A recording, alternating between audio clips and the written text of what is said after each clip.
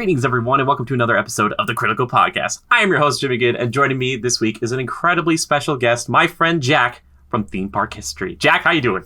I'm doing fine, Jimmy. How are you? Thank you for having me back on the podcast. It's always a pleasure. Oh, are you kidding? It's my pleasure. I was so excited. I was like, yes, Jack's coming back on the show because I'm a fan of Theme Park History, and I've talked about it a few times here. You guys have probably seen or listened to the episode that he was on, but hopefully you went and checked out his channel because, well, the Space Mountain episode, it's pretty good. I'm just kidding. That's because I'm in it, too, so a little self-indulgent. You're in it? I didn't know you were in it. I have like 2 or 3 lines. That's about it. That's 2 or 3 lines, right? Or 2 or 3 paragraphs or whatever. No, but seriously, I love the channel, and you guys should really check it out. We were talking before the show. You did put out one recently on Fast and Furious Supercharged, which was a little bit of a deviation from what you normally do, insofar as it was a little more opinionated, which I thought was kind of fun. But the reason why I bring that up is because I got to experience Supercharged firsthand a little while ago, and that's kind of what we're going to talk about here today.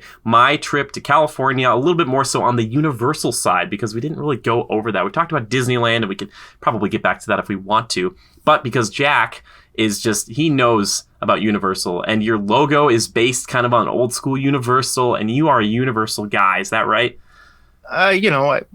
Maybe. I used to be, maybe when you were younger. Maybe. No, it's obviously I'm one of the few, maybe the only, who likes Universal theme parks more than Disney. But, just going to the park as a kid more than Disney I did, I think that plays into it more. Oh, for sure.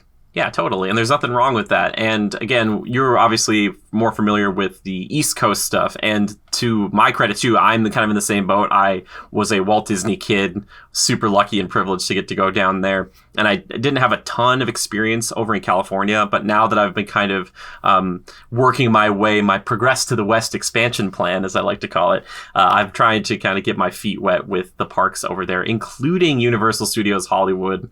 And that's kind of what we're going to talk about here today, which, man, going into that park, I did a little research on it, and it is such a small park and kind of weirdly configured, and I do want to get into that a little bit, but I felt like in that day, and if you watch the video of it, I think it's like an hour long or so, I do almost everything in that day. The 2 things I missed out on, there was a special effects stage show, which I heard out of the 3 stage shows they have, that one, the Animal Actors, and Waterworld, it was maybe the least necessity to kind of tackle. And then I was going to do this, but I totally forgot, and it's tucked away off the main street of the park, but there's like a Walking Dead walkthrough horror house attraction that's like year round. You're not missing much. Okay, I'm not a big I watched the first few seasons of Walking Dead. I enjoyed it. I also am not really into scary things. I was gonna film it just because my sister loves it so much, and I was like, oh, this would be funny to watch me get terrified. I totally forgot about it while I was there, and I don't feel like I was like, oh no, I missed that amazing thing. So I honestly think they're closing it. It's not going to be around by obviously with the popularity of the franchise declining. They probably realize, why do we have this here in the park? It's a people killer. It's to get people in the park and keep them busy. But if you've seen the videos, you're not missing out on much. As a people killer. Look at you with your puns. That was real good. You didn't even mean to do it. It's still got a couple of zingers left from the Fast and Furious video. It's so good. Well, I would love to see a Hollywood Horror Night that they switch. I don't know if it'd be every 6 months or maybe once a year that they do there, and they just say hey, they obviously have Hollywood Horror Nights over there, but I would love to see a house that's there permanently that they switch out every year. The irony is they did have an attraction called Universal's House of Horrors, which was a walking year-round haunted attraction featuring all those creatures and monsters, classic ones and others involved. And eventually they closed that to open the Walking Dead attraction. And now the rumor is that they'll close the Walking Dead, possibly to open up another year-round haunt attraction based on the Universal monsters. So life comes full circle. I guess so. That's so funny to me because that's one property I feel like Universal has that. I think in down in Orlando they have the Monster Cafe area or something, but they have that classic suite of monsters, and they've been trying to get it to take off in the movies, which has been kind of difficult. But man, it's such a cool concept that I just wish they could kind of figure out what to do to make it a staple in the parks, because they are classic monsters. Like, we're talking Frankenstein's monster, Dracula, the Wolfman, creature from the Black Lagoon. The Mummy, even. Yeah, the Mummy, exactly. And maybe that's some of the reason why they took it away, is because they're like, all right, we've got like one attraction that features kind of one of them, but is not exactly like, the Mummy from the classics. I don't know. It seems really weird to me, but I would love to see that, because I know the Hollywood Horror Nights are something that people really enjoy, and it would be so sweet to have that changing, rotating. And maybe that's just too expensive to ask for like a walkthrough attraction like every year, that they would kind of change it up. But I don't know. I guess if Disney does it with the Halloween overlay for Haunted Mansion, I don't know. Yeah, I mean, when you think about it, they obviously are building different Halloween haunted houses every year for Halloween Horror Nights. Yeah. You could change it up every Halloween. Yeah. Something different, and then just keep it year round if you wanted to. And the thing was off, like, I'm pretty sure, I'm not exactly positive this is where it was, but there's kind of a main street that you walk into for Hollywood Studios, or Universal Studios and Hollywood. There we go. Not Hollywood Studios. That's different. See, that's how they get confused. See, Disney, you got me. They did that on purpose. I swear they did that on purpose. I bet they did. But you're like walking in, and it's kind of like in a side street off to the left that's pretty unassuming, and everybody's kind of beelining towards Harry Potter. Am I wrong in saying, because I've never been to Hollywood, so I watched your video. I was like, oh, finally somebody's in there and it's showing me everything, and like I enjoy watching it. And I'm like, is the layout for that entire park seems pretty confusing in itself. I know there's like a central hub that you walk into. Yeah. But then everything else is like, good luck. Yeah. Just go one way and you'll find it eventually. I'm glad I watched like a few videos to kind of understand the differences between the two segments of the park, which are the upper and lower lot. So the upper lot has the main kind of group of attractions and rides, and that stuff, they kind of open it similar to Epcot, if people are familiar with that, where like in the morning, Future World and the upper lot, for example, are open right away. But they open the lower lot and then like World Showcase a little bit later, typically, or that's how Epcot used to do it. So when I got there, some of the bigger attractions, such as Transformers the ride and Revenge of the Mummy, they weren't going to be open till 11. That shocked me, because I didn't even know that was a thing. Maybe because I'm just so used to when you go to Florida, if it's like doors open at 8 a.m., everything's open at 8 a.m. I didn't know you got there and you're like, yeah, I'm trying to go on the Mummy. It's 11 o'clock and I got to kill time. I'm like, that seems like a terrible business plan. Yeah. Because if it's not that you didn't know, but it's like if I'm going and I want to just spend my entire day there, it's like, okay, your biggest attractions aren't even open for a couple hours. I could have slept in a little bit longer. Yes, for sure. And it did seem a little weird. And I get maybe why, like, if they can segment that off and then not pay, employees for like an hour or 2 hours to have that portion of the park that makes open, sense. maybe. Also, those rides, I don't know, they've got Forbidden Journey up top, because those rides are a bit more technical, and that they might need more time. I don't know if they need more time to like run or like, make sure they're ready for the day, because the Mummy was shut down for quite a while when I was there. Like, it's like in the beginning of the day, it was still shut down for maybe half hour, 45 minutes. And I was like, oh, this is really weird. And the lower lot,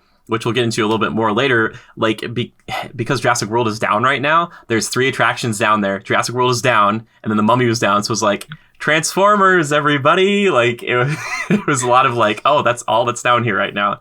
How were the crowds when you were there that early? They weren't that bad. So I went on a Thursday morning, and for the most part, it wasn't super crazy. So, for example, the longest line I saw all day was for the tram tour, and that was maybe like a 30-minute wait, 35-minute wait, and that ride is like a people eater because it just can put so many people on there. Yeah. And even Harry Potter and the Forbidden Journey, I don't know if that peaked over 40 or 45 minutes that I saw on the app, but I could be wrong about that. But yeah, not super bad. But again, it was like a Thursday morning, so I wasn't sure how many people were going to be there. Yeah, but at least you were able to go and you didn't have to wait too long to experience everything. At least that's a good point. For sure. To be there. Yeah, and this park definitely, if you're moving and you know what you want to do, I think you could do a lot of this in a half day, maybe 3/4 day, as it were. I had the full day, so I could kind of do everything. Like, there's a few things on there that I might not have done if I didn't have a full day. So, like, I did like the DreamWorks Theater, which was cool. Like, all the stuff I did was cool, or like the Despicable Me ride. But the one thing I noticed, and that has been kind of ubiquitous throughout here and over in the East Coast for Universal, they love their screens so much. Like, there's every ride I think almost every ride I went on, except for like Flight of the Hippogriff, had a screen. Like lots of screens, which is fine. And you know what? They think there's nothing wrong with that. Yeah. And like as somebody who grew up, even that park in the 90s didn't have any screens. Yeah. Like because that's just not how the technology was. But yeah, it's amazing to me that they have all these screen-based attractions in every park now, and they think, that's fine. It's okay. It's like you got to have a little bit of innovation, and it's kind of coming back. Yeah. But for the Hollywood park, I'm like, screen this, screen that, 3D or not 3D. You know, like you said, the Mummy is probably the only attraction. It's a roller coaster. There are some screens, but it's not heavily screened. Yeah. Jurassic Park or Jurassic World. It's the only one that really feels like, oh, wow, the screens don't play a real role in the attraction. It's all animatronics. Yeah, it is, or at least it was until they put that whole like Mosasaurus scene in there, which like I like, but I don't. And again, it wasn't open, so I wish I could be like, I went on it and it was great, or I went on it and it was weird. But compared to originally going through those gates and seeing the lagoon with all the other dinosaurs, it's definitely a step down. Yeah, and I missed that, and I'm not sure if this was in the Orlando version. Or I'm not sure if this was in the Hollywood version or not, but in the Orlando version, when I went on it, they only had the one Ultrasaurus, and I'm pretty sure in Hollywood they have two, which I really enjoyed because I was like, because we went on that one in Orlando, it felt really weird. It was like drawing your eye to this one specific thing off to your left, but then on the right there was just nothing. I was like, oh, can they not put like another like? Yeah, there's subtle differences between the Hollywood and Florida version. Nothing crazy, but I think there are less animatronics involved in the Florida version. Probably. I know a difference is Hollywood had the dropping vehicle. In Florida, you have the Velociraptor cage dropping down. Yes. And Florida, you don't have the two encounters with the T-Rex. You only have the one for the finale. While Hollywood, you get that first encounter where the T-Rex is just coming straight down on top of you, which I think was a brilliant idea by them to include that. So even though it's Jurassic World now, I've always said if I had a choice to go on which one, it'd be the Hollywood version. Sure. Just because it seems like there's more going on. Yeah. Yeah, I agree. I think so. I'm trying to remember back to when I went on River Adventure, we should say Jurassic Park River Adventure. That's the name of the whole ride. Right, the difference between the two. Yeah, the difference between the two. I'm trying to remember if there's if they added that secondary T-Rex moment or not. I don't know, because I know they switched that over in Hollywood to the Indominus now. They just kind of switched out the head on that. Yeah. Spoiler alert for people. At this point, you know what?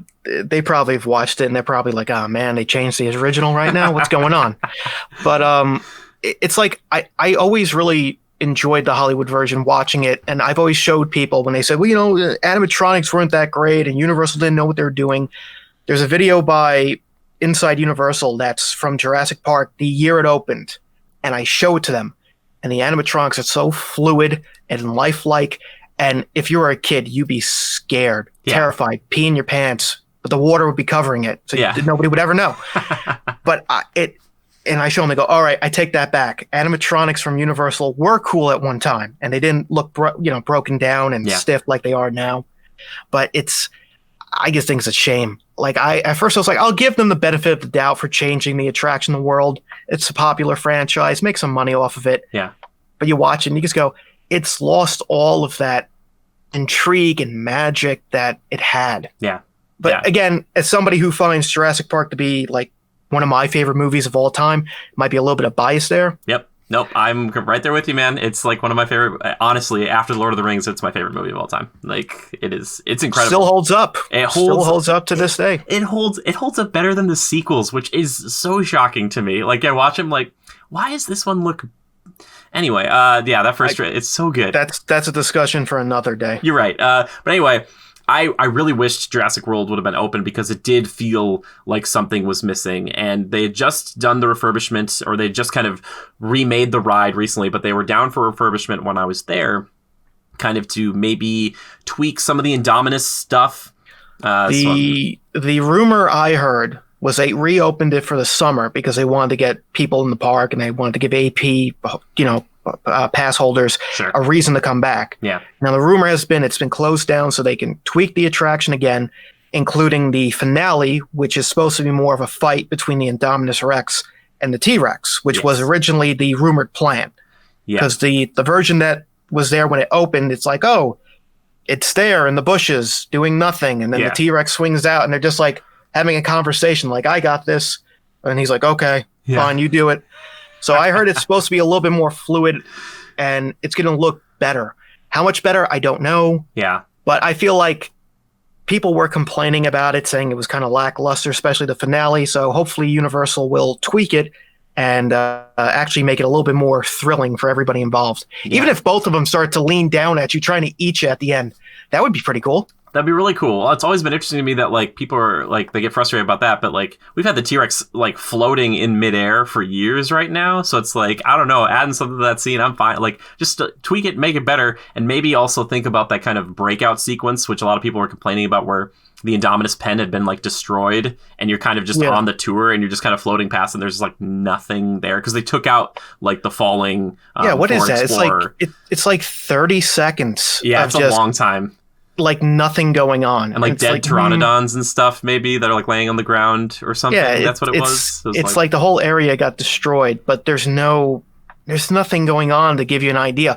And what are they gonna say? Well, he can camouflage. I can't even say it. Camouflage. Yeah, he's here, but you can't see him. That would be excellent if they started saying that, like Bryce Dallas Howard screaming through the screens, like it can camouflage. It's probably there right now, and they put like some like little beats in or something where it's like little like sounds, and you're like, oh, maybe it is here.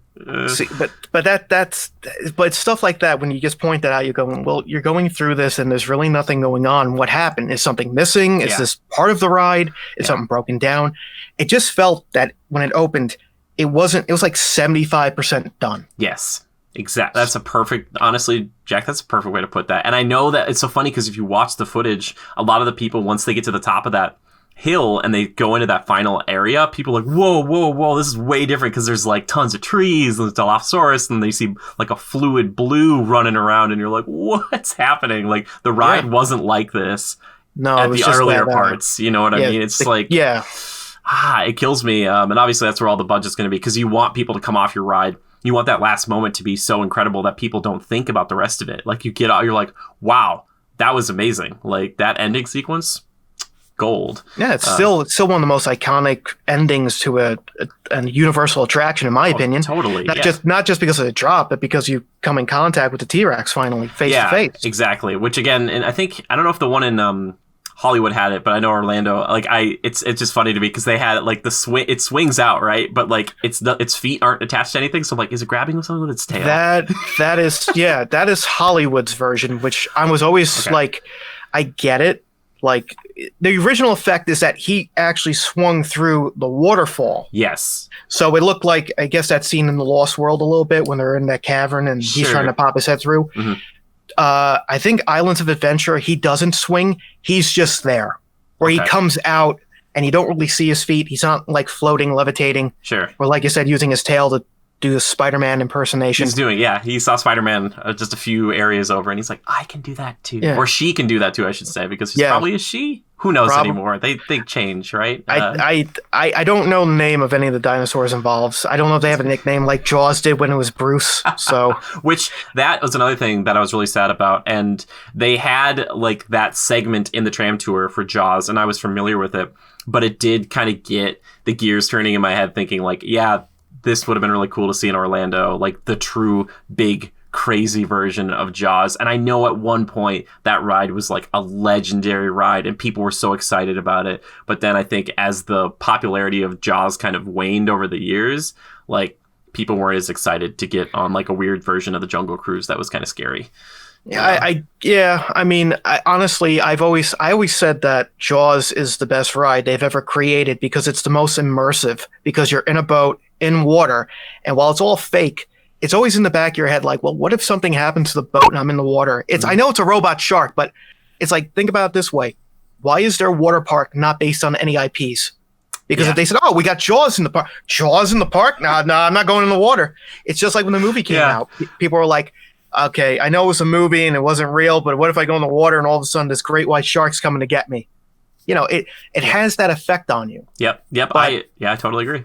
It's one of those things where it's like unfortunately, you're at the studio tour and you're seeing what the inspiration was for more of the iconic attractions, the upgraded versions that came to Universal Studios Florida in 1990. Yeah. Yeah, exactly that, and like Earthquake and stuff. I'm like, oh my gosh, like this is a part of a tram tour. I'm like, this is really cool. Like these things put one after another. I'm like, yeah, I could see where if you didn't get to go over there to the East Coast, you'd be like, wow, this is great. I got like 4 or 5 attractions in this one tram tour. Yeah. That's really nice. I've always wanted them, side note, in Universal down in Orlando to put just a shark fin that comes up once in a while just near the boats that are like in between the parks or whatever down there at the Islands of Adventure and stuff. I was like, what if you just put a fin somewhere that just rose up every once in a while and then went down? I was like, are you kidding me? That would draw... That would be a news story down there. People would be calling 911 saying there's a shark in the river. I'm trying to get on the boat to go back to my hotel, and I don't feel safe now. Send animal control down here. That would be, yeah, you're totally right. And Universal's like, any news is good news, right? Like that'd be pretty great. Anyway, I should probably jump back to it. So studios, or Universal Studios Hollywood, talking about kind of the weird layout, and I kind of mentioned it before, the upper lot and the lower lot. So to get between the two, there are 3 separate sets of escalators you have to take because it's built like on the side of a mountain or hill, basically. So there's like a few minutes in between that you have to ride these things to get from one to the other. And it's kind of an interesting bird's eye view because you do look over like Universal Studios itself, like where they shoot movies and TV shows and stuff. So that's a consideration that was kind of weird at first, but it's interesting. It feels like such a condensed version of what you get in Orlando because it's like on that upper lot, you've got Harry Potter, which is Islands, but then you've got The Simpsons, which is the studio stuff.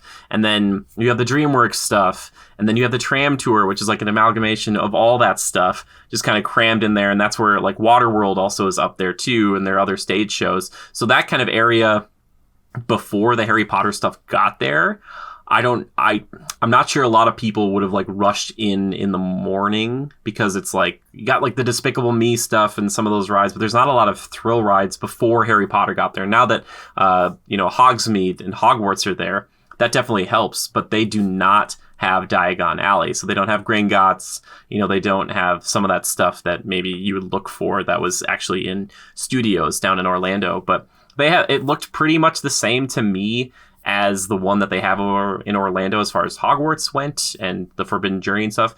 The biggest difference, I guess, would be that they don't have Hagrid's motorbike adventure there. They've got Flight of the Hippogriff, which was actually a fun little ride. I will admit it was pretty good.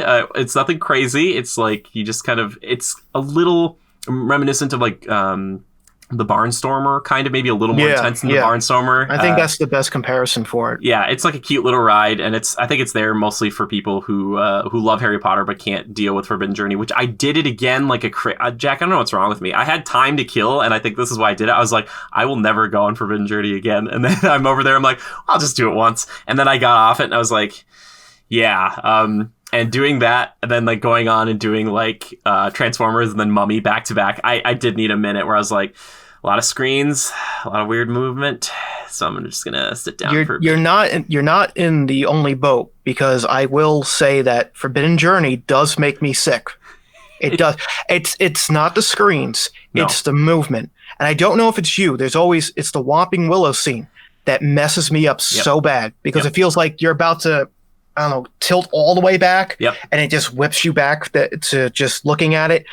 I have to half the time keep my eyes shut and just try to brace myself to keep me as steady as possible, because if I don't, it ruined. Like I need then like an hour to recoup. Yeah. But Transformers doesn't make me sick.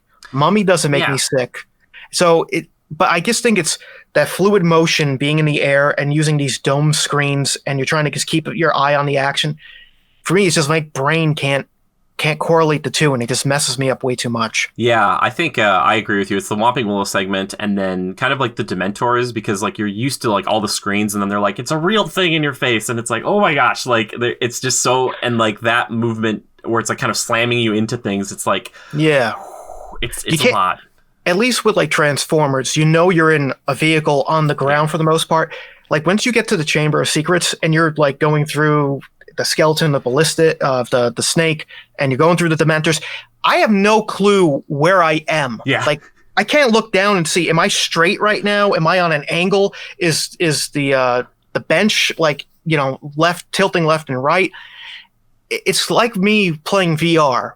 It's like I could play certain games that aren't crazy, but if there's a lot of movement in a VR game, I feel like a computer. I'm getting really hot, my brain starts to fry, and I'm like, 20 minutes, that's it. I can't do it. Yes, I 1,000% agree with you. I really wish they would have just made this more of like a classic dark ride or something. Maybe you could kind of, bake the thrills in. It's just, to me, the confusing part of it, and I think I've talked about this before, is I get the bench thing, kind of, but why not try to make it a little different and maybe go for like the Tron roller coaster, at least feel where it's like you're sitting on a broom? Because when I think Harry Potter, I don't think of a magical bench. Like, and the fact that like that magical bench can teleport you or just transport you wherever you need to go, and you're totally fine. It's such a weird, and I get it's very directional. It's like they want you to look at the things they want you to look at, right? Because if you were on a broom or something else, you could look all around, and that would be harder to do. I just think there's so many cool moments in this ride that you're right. I have like when you go into the Chamber of Secrets, I'm always like, why am I in the Chamber of Secrets? How is that happening? Like, I don't know what's going on. Yeah, I still think it's probably their most technologically advanced attraction. Yeah. It's a very good attraction, one of the best they've made. Like you said, it might not be for everybody because how intense it is. I mean, they've removed 3D. I think you didn't have 3D when you were there in Hollywood, right? Ooh, that's a good question. They didn't have you put on any type of special goggles? Not that I remember, but then again, it was a terrifying experience. I don't think so. I don't think they did. If I recall, they did remove the 3D, and they've actually tweaked the ride vehicles to be less intense. They've tried to tweak it so people don't get as nauseous as they did when it first opened, but I still can't. If I go on it, it's the last attraction I'm going to go on for the day. Yeah. So, because at least then I could sit somewhere in the park, relax, and it's not like, oh man, I did this at 11 o'clock in the morning and now I'm not going to feel good for the rest of the day. And if I eat something, I might not feel good. If I'm on vacation, if I'm going to visit these parks, I don't want to have to leave early because I feel sick, or I made myself feel sick. Yeah. Oh, for sure. So yeah. It's like going on any of the roller coasters. It's like, I'll do them once. And if I feel good enough by the end of the day, I'll do it again. Yeah. Yeah, that's smart. And I was thinking about that too. And that's how I like built up The Simpsons in my mind, because so many people told me the Simpsons ride will make you sick. And I was so scared to go on that one. But the funny thing was, before we even got in the park, they had these employees out there. And one of them was kind of making all these announcements. And even he was like, hey, like, I know you're probably all going to the Harry Potter ride. He's like, but that one will probably make you sick. Like, he was kind of joking about it. Like, everybody kind of, even the cast members there were like, yeah, or employees there were like, they're doing their best Krusty the Clown impersonation. Come on, go on our ride. Don't worry if it might be terrible. Yeah, Come exactly. on, don't worry about Potter. Exactly. It sucks. That's true. It was just so funny because it was like to hear him be like, yeah, Harry Potter, like it might make you sick. But like The Simpsons was not nearly as bad as I thought it was going to be. And when I got in there, the scariest part about that ride is the thought that it's going to be like some sort of roller coaster, because you like get in the like your seat and they're like, like it shows like these doors in front of you. And I'm like, is this thing going to go like forward? Like what is going on here? But that was just like a big Omni screen, like you can look around and see like other people in their cars kind of thing. And I, as a Simpsons fan, I adored it. I was like, this is amazing. Kelsey Grammer, Sideshow Bob. I was like, this is perfect. I was like, I don't see like the people who've complained about it. I'm like, this is really cool. Like I was like, this is great. This is what it should be. Did you ever have the opportunity to go on Back to the Future, the ride? I didn't. I've seen it. And I know that it's very like, I looked at that ride vehicle. I'm like, oh, I could see where they were just like, it's basically just an overlay for The Simpsons. Yeah. I'm a big fan of the show as well. More of the early stuff now, not what's out. I think it was the best way they could do it. I still don't like the decision to make it in 3D. Yeah. Not the ride in 3D, but the animation in 3D. But I can understand why they had to. Yes. Because it would have cost them millions of dollars to just have animators make that happen. That's true. But it does a very good job of capturing like the humor of the show and putting it into a theme park ride. Yeah. And I know people talk, well, The Simpsons are 30 years old. It's outdated. Yeah, the attraction's outdated, but it's not because of The Simpsons. It's because they didn't fix the ride system. It's an outdated ride system. Yeah. Yeah. But no, totally. I feel like, if they didn't add Springfield to Florida and Hollywood, I would say the next attraction that has to go would actually be The Simpsons. Sure.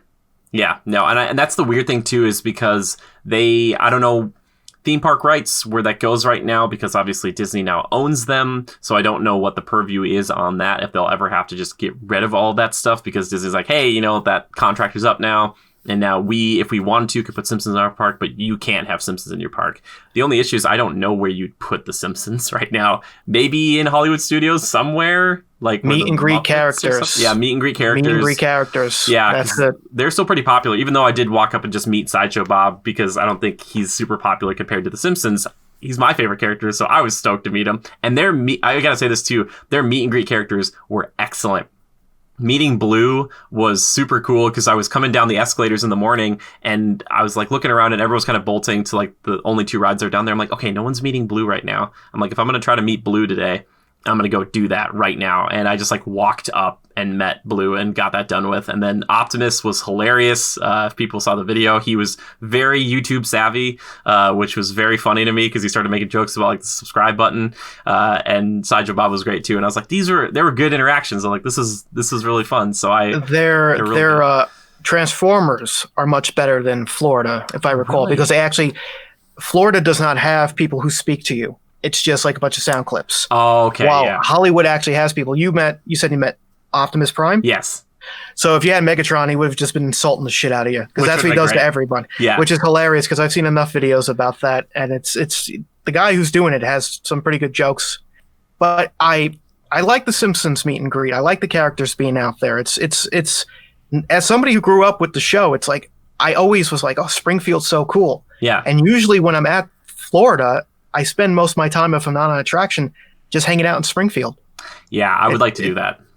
It's just like, you got Moe's Bar, you got the Quickie Mart, you got the Duff Gardens, which is a nice pun on Busch Gardens in its own way. Hilarious. So I was like, all right, they still got the creativity here and everything that goes into what made The Simpsons funny with its humor.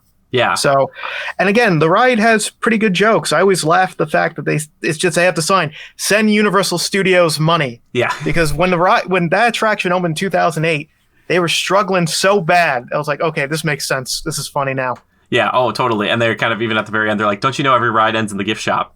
And it was like, which is funny, because not a lot of their rides over there. I think this is more of a West Coast thing. I think it's because of space or something.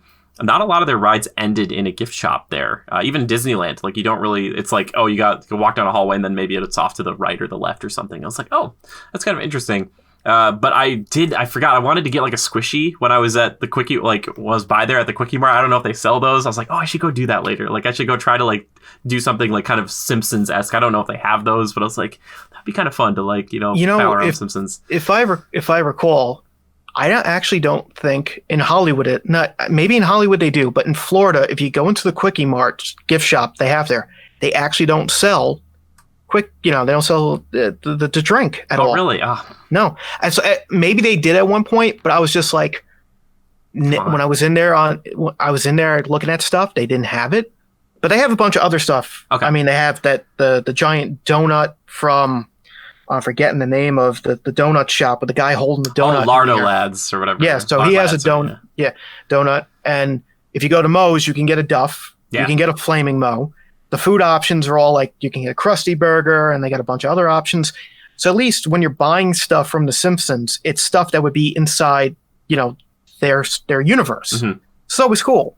It's not just like, oh, here's something generic. No, it's like, here's a Krusty Burger that looks like it'd be something they would sell in the show and would possibly kill you if you ate too much of it, like Homer does. Yeah, exactly. That's totally true. And there was like that stuff maybe I should have indulged in a little bit more, or maybe if I hadn't gone to see the Wizarding World in Orlando, I would have kind of spent more time in the shops over there. But the upper lot, like I said, kind of in that first hour or two, I kind of felt like I did most all of it. It did seem a little confusing sometimes, because there's like one portion of the park up there where it's just like Paris or kind of European street that has like nothing to do with anything. Yeah. And I don't know if that was like from the past or what.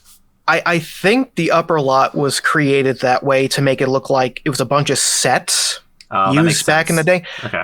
The joke now is that when Universal Studios Hollywood opened, it was the studio tour with a bunch of side attractions. Today, it's a full-blown theme park that features a studio tour. Yes, that's very true. So it's the biggest change in that park went from being about the behind the scenes, the movie making magic, to realizing people really don't like that as much anymore. So let's just do what works in Florida. And, there isn't really anything in that park besides Jurassic World and the DreamWorks Theater that you can't experience in Florida. Everything is available in both parks. Obviously, the studio tour as well. But it's like, I think they did that because they go, hey, if you live on the West Coast and you don't want to make that trip to Florida, we got you right here. Yeah. Yeah, totally. And I think it's another way to kind of like sell. That one seems like, in a weird way, I don't know if this is maybe like not a good way to put it anymore, but theme parks to me are becoming like, obviously everyone who goes there is a tourist. But to me, like a classic tourist is someone who's going to a place for the first time and has like no idea about any of it. For so many of these theme parks now, people are going to them so frequently, it's hard to think of them as like being like that classic tourist thing. But I feel like Universal Studios Hollywood has that one thing still that keeps it kind of touristy in the tram tour, where it's like, it's live movie sets, baby. Like, we got, like, you'll never see anything. Like, you might see a celebrity walking around. You never know. Like, we got to be quiet. Like, our tram even had to stop for a bit to be quiet because they were, like, filming something. Maybe. Okay, that's pretty cool. Yeah, so I was like, oh, that's interesting, because that seemed like something that I know that even, like, cribbing, like, Disney has done, where they did their own tram tour way back in the day, back at MGM. And when I was riding it, I was like, yeah, I could totally see where like Disney was like, yeah, take the exact same buses and we'll do like, instead of a earthquake, we'll do like Catastrophe Canyon type of thing. And it's like, okay, I get it. There's many things that Michael Eisner did, but I thank him for that he stole the same idea from Universal Studios Hollywood, because when they were trying to build that park in Florida, they were going to do the same exact thing that they already had. So have a huge studio tram tour, same type of attractions. Once they found out they were doing that and they couldn't do it, Jay Stein, who was the president of Universal at the time, said, screw it. We're going after them. We're going to make our full-blown, standalone attraction based on the studio tour. So if Eisner didn't decide to copy and paste, we might not have Florida the way it is now, when everything else that's happened over the last 30 years. So domino effects here and there. Exactly. Well, and they made their own like biggest rival, which I'm sure for them, they're not always the most excited about, but I really, truly, that's one of the reasons I think I have like a soft spot for Universal, even though I'm not as big a fan as obviously for Disney, because it spurred Disney to keep working. And I think the biggest thing recently, and it's still holding up, is like the Harry Potter stuff. Like that stuff, if that didn't exist, I'm not saying that we wouldn't have gotten Galaxy's Edge or Star Wars Land at any point. I just don't know how crazy it would have been, because I think they probably looked at Harry Potter and they're like, we got to match that, at least that, you know, or go crazier, which they have done. So I love that, because it's like, okay, cool. And then if Universal wanted to make something in the future, like they're working on the Nintendo stuff, which I think they're bringing to Hollywood. Maybe? Yes. So when you were down in Transformers, if you went to that lower lot and you're there at Transformers, you were. Yes. It's like the worst rumor, because I haven't announced it for anything yet in Hollywood. But there was construction going on to the left of Transformers. Yep. That's where Super Nintendo Land's going. Now, the rumor has been you're only going to get the Mario Kart attraction. I've heard it might be the Mario Kart attraction and the Yoshi Dark Ride. I don't know if they have enough space for both over there. Yeah, it's limited. It's very limited. I have to say this, like, that lower lot was created, and it's like you ran out of space within like 5 years to build anything, because it's the River Adventure, Jurassic World to your left. It was E.T., the Mummy to your right. They had Backdraft right in front of you where Transformers was. Okay. And like, that's it. Yeah.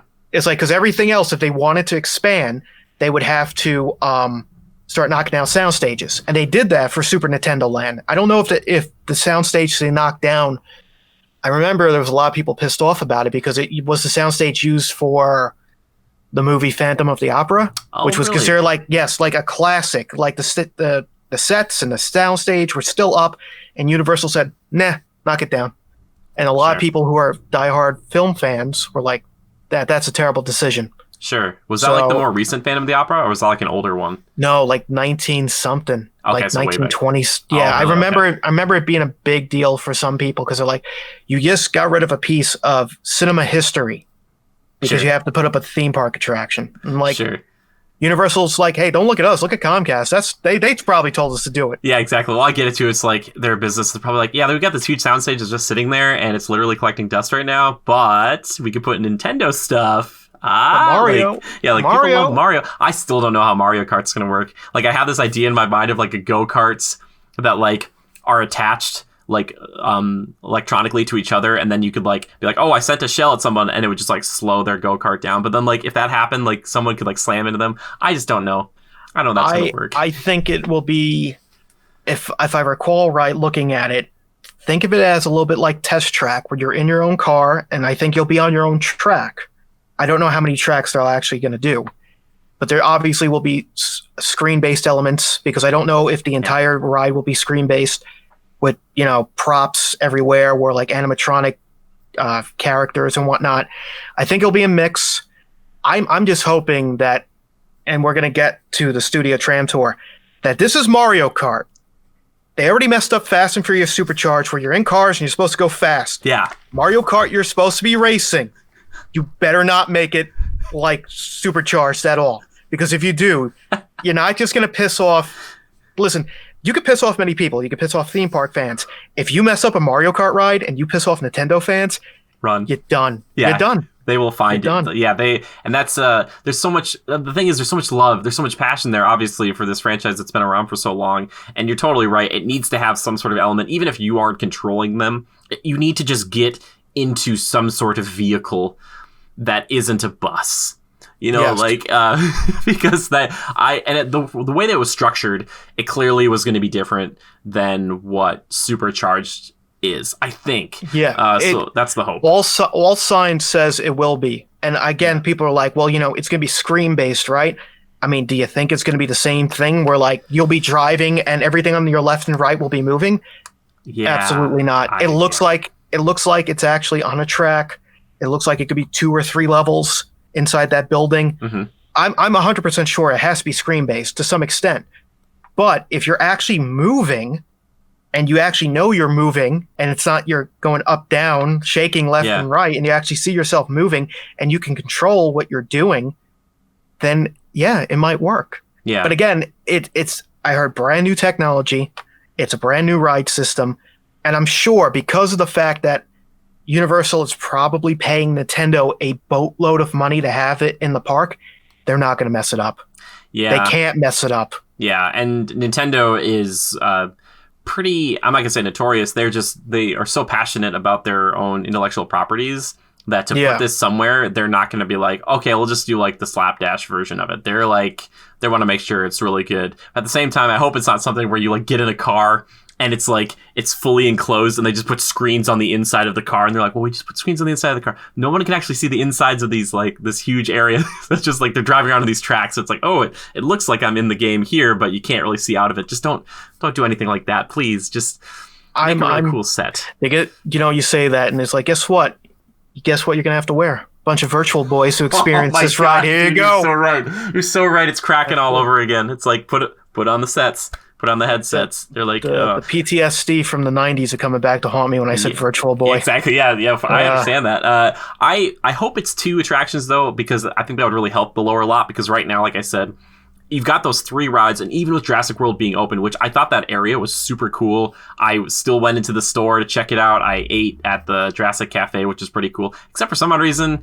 And I don't know if it's not a dig at Universal, but it just like seemed like a different vibe there than Disney. Like in Disney, everybody was like super excited to talk, and like everything was like just perfectly clean, and like there was no place in Disney that I could go that I wasn't like maybe not supposed to or something. Right. And I felt like there I kind of was like walking around like maybe, and like there's like employees walking past me, they didn't care. Like I was just sitting up there, I'm like, I'm just the weirdo who came up here who wanted to eat on like the balcony. But that area is so cool. But there's those 3 kind of attractions and that's it. So I'm hoping that the Nintendo stuff, there is more than just the one, because I would love it if the lower lot was like, whoa, like when you get down to the lower lot, there's like a lot to do down there. Like you kind of feel like this is kind of more than just a half day park. It's like, yeah, you got to have a full day to do all this stuff. That's always been the biggest problem I've heard from people about that park, is that they're so tight on space. Yeah. That you really can't do anything, especially now where it's like, you would have to start expanding into the back lot in order to add more attractions. Yes. And again, they could possibly do that because of the way Hollywood is now, that you're not filming everything actually in California. You're on scene, you're on location, CGI. Yeah. That, you know what? That could be a possibility. War, they've always said, you know, you got all this space with the studio tour. If eventually you decide you don't want to do it anymore, you could take some of that space and expand. But again, you know it because you were on it. They cover a lot of ground with the studio tour. It's not just like you're in a confined area. You're going around a lot of space in that back lot.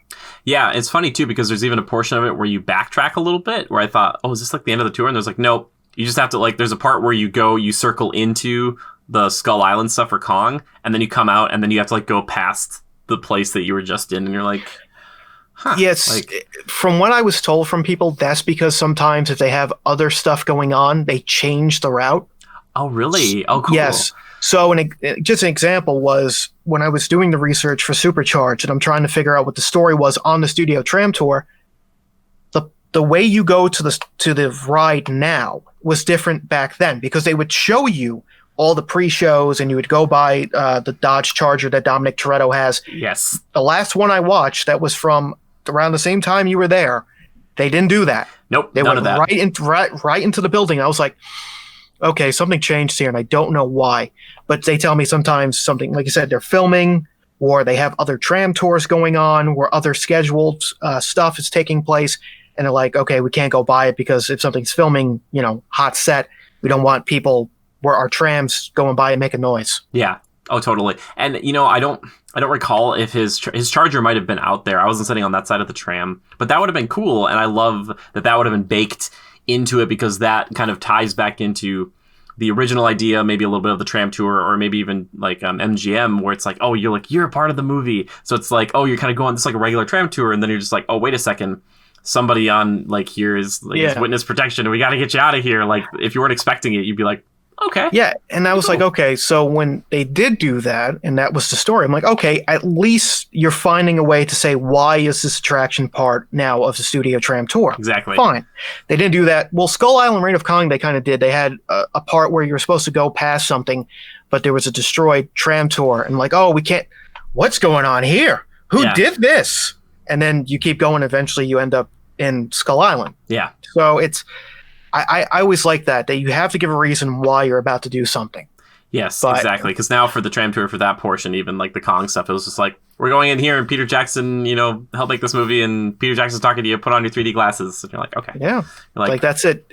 Put them on, enjoy it. Next, take them off. Yeah. Which moving on. Was still the funniest thing though, between that Supercharged and like the earthquake sequence, and there's the flood sequence too. Right. That earthquake subway sequence is still like, yeah, it's not perfect. Like, you could tell like the truck and stuff is not like it's a real truck that's like sliding down or whatever, but it's still like it's a rather frightening sequence because it's all legitimate. It's all real. And you're like, and you're like, this is happening to some extent. Like, it was just really cool. I like it a lot. That's what is missing from theme parks in general. You don't have the practical effects and the sets and the animatronic props anymore for any of the attractions. You mentioned it. It's screen-based everywhere in Universal. And that's what it irks me, because you're like, you had it. And I understand maintenance, upkeep, these rides breaking down so much more than something you have with just screens, projections, and you could copy and paste it and bring it to any of those parks. Yeah. But I'm just like, there's something magical about those types of rides where you're like, oh, earthquake, like you said, the flooding, the explosion, the shaking, the sparks, all of that, it feels real. Yeah. Oh, now today you're like, that was fun, but it's not real. And I'm not saying every ride has to be, you know, baked in realism, but a little bit more practical effects would be nice. Yeah. I mean, you went on Rise of the Resistance. I was just going to say that's a perfect example. Right? Yeah. That's not Smuggler's Run. That's not Star Tours. It's full sets, giant scenes, props, animatronics. Yes, it's Star Wars. People know it's not real, but you feel like you're there in the moment. Yeah. Oh, and totally. It's like, just imagine it's like, okay, we're going to just make another ride like Star Tours. And you're like, okay, that's all your attractions for Star Wars are just screen-based? Yeah. But, you know, it's I always said it, and we're going to get to it. Your biggest franchises, your most popular, you have to go all out for because that's what the fans are expecting. Yeah, exactly. And that's why it would have been, maybe it would have been hard to do animatronics more so for like Harry, Ron, and Hermione, because there's like a lot of screens in there where like you're kind of going through as like Harry Potter being one of their biggest franchises, and like you're kind of going through the Forbidden Forest and the spiders, and Hermione just shows up like on a screen somewhere, and you're like, how did you get here, Hermione?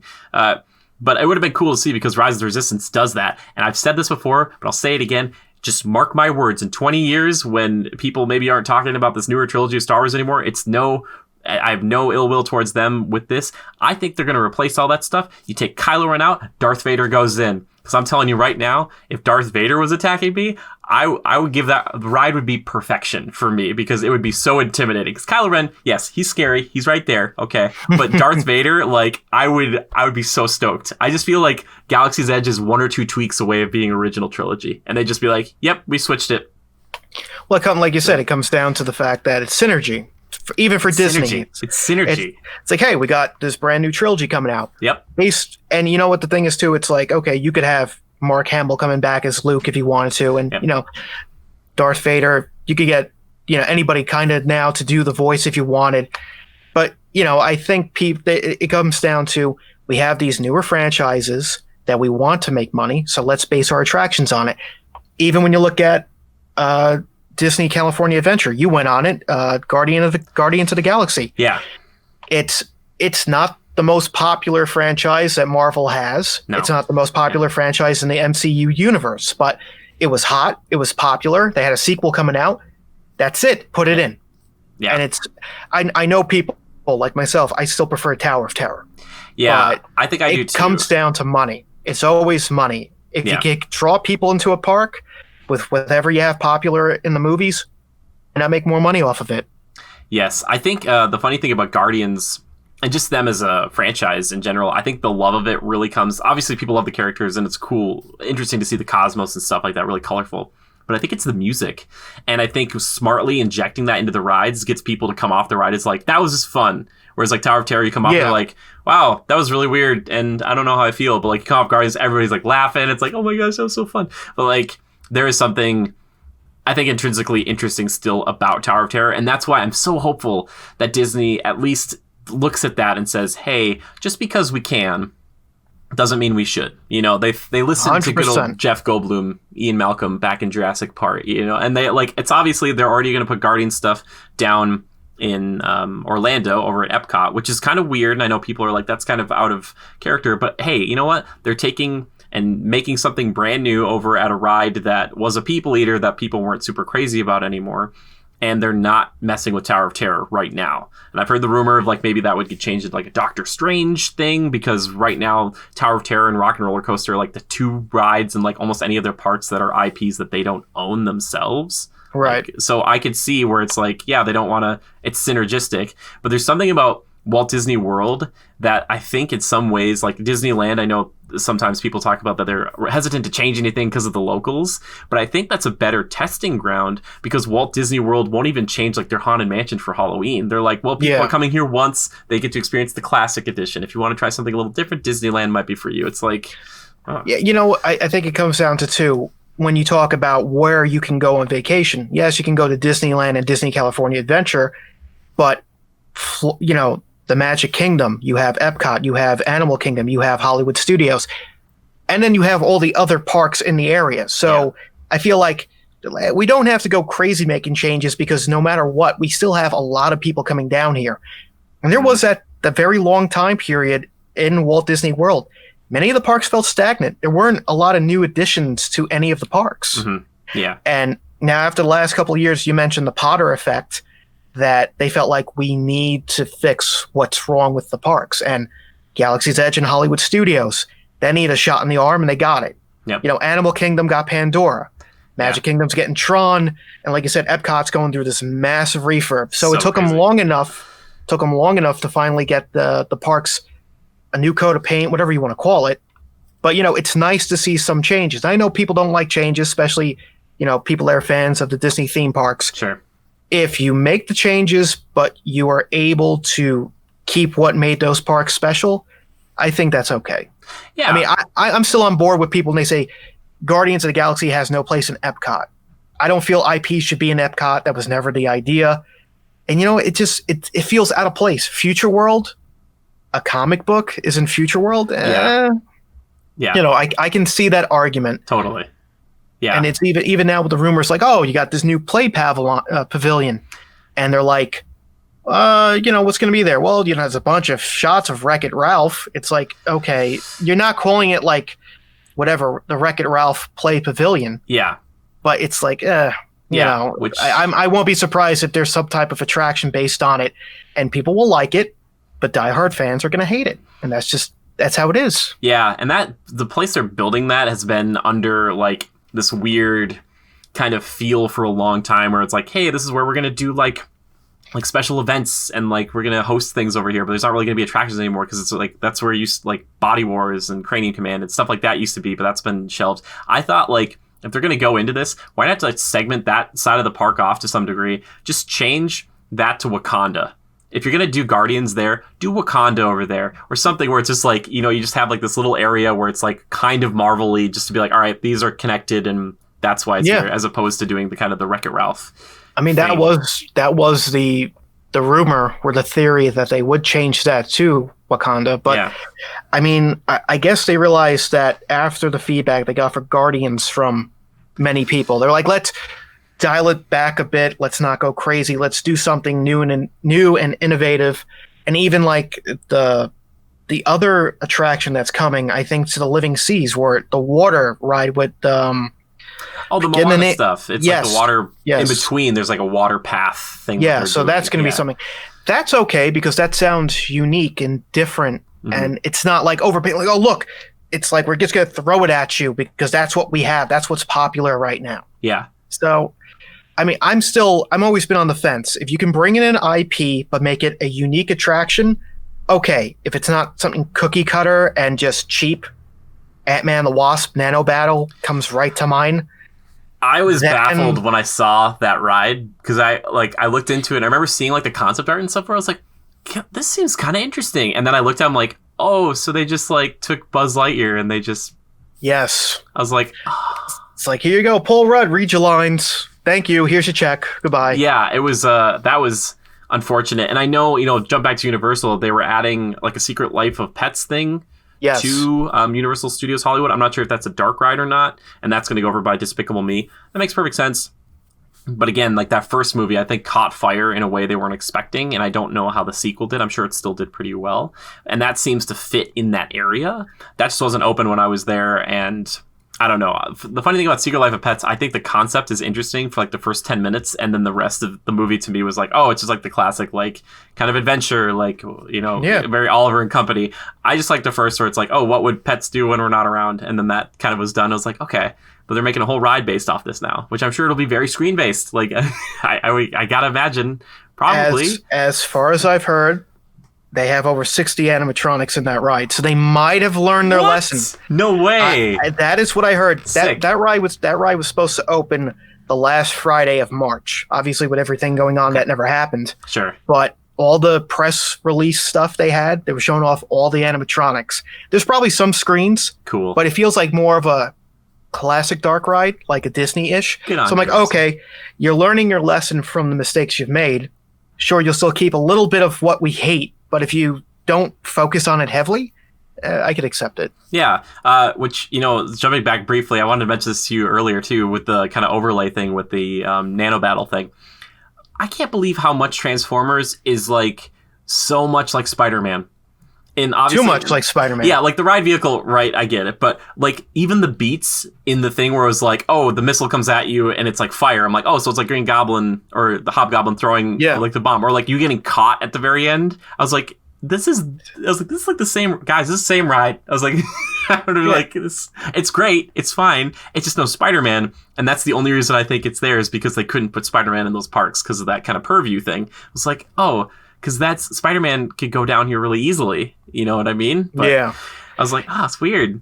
The thing about that has always been they didn't have any type of screen-based simulator attraction in the park, So for them not being able to get Spider-Man in Hollywood, the attraction was only supposed to be in Hollywood. Transformers, I should say. Oh, okay. But it was so popular, and they're like, well, we're opening up Diagon Alley, and we're it's taking up a lot of time. Let's just bring this stuff to Florida because we have an empty lot for it. And people are like, it's the same thing. Why would you bring it here? It's for people, it's just, hey, you got to do something in the park. Here you go. Yeah. And again, I don't hate it. I like Spider-Man better, obviously. Yeah. But it's not a bad ride. It's more enjoyable for the ride than it is to actually watch some of the movies. Sure. Yeah. No, I totally agree with that. Not every Transformer movie, but yeah, it's at least it's over quicker. And it doesn't insult you in some way when you watch it. Yeah, it's true. Even though like the ride vehicle that you're like the Transformer you're working with seems kind of antagonistic to you sometimes. So I'm like, dude, like you gotta like protect me, man. Like stop being. He's kind of mean to you sometimes. He's like, hey, man, maybe a heads up next time. I'm like, heads up for what, dude? Like I don't want to be out here. Yeah, like, you're the Transformer. You should know what's going on. Yeah, come on, man. Like just can we work with Optimus? Like I'd rather at this point if it's all the same to you. But yeah, and I there are definitely elements at like the end with Megatron and stuff. Like that's really cool. I really enjoy that. But when I was going through, I was like, man, this is just it is Spider-Man. Like it is just like Spider-Man. Yeah. Even the movements and everything, like it seemed like just the same. I was like, Yeah, okay. even the story is kind of the same. It's like, oh, hey, welcome to Nest. You're recruited. Look, it's the Allspark. Oh, crap. Something bad's going to happen. We got to get out of here now. Yeah. Same thing like with Spider-Man. You're in the Daily Bugle. Everything's fine. Oh, Sinister Syndicate's attacking. We got to get you out of here on the scoop, and then you're part of the action. Yeah. So it's just...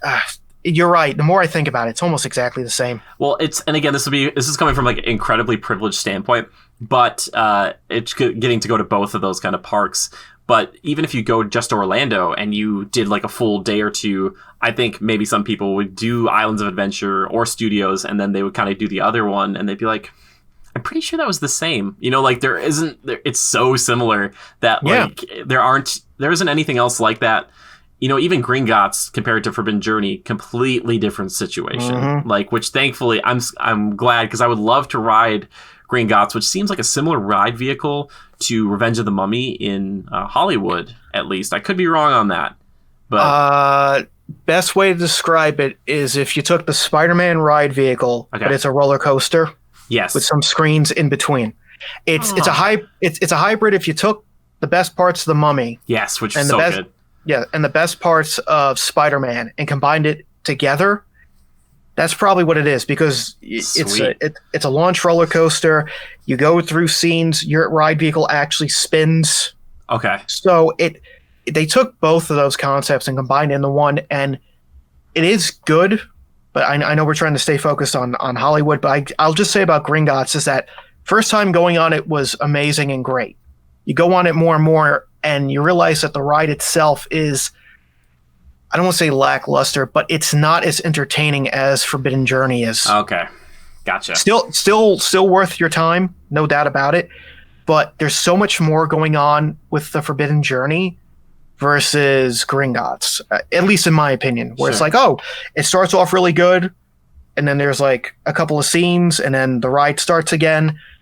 But I just felt like, Forbidden Journey, it just takes you and that's it. It's the same level of energy throughout. Gringotts high, low.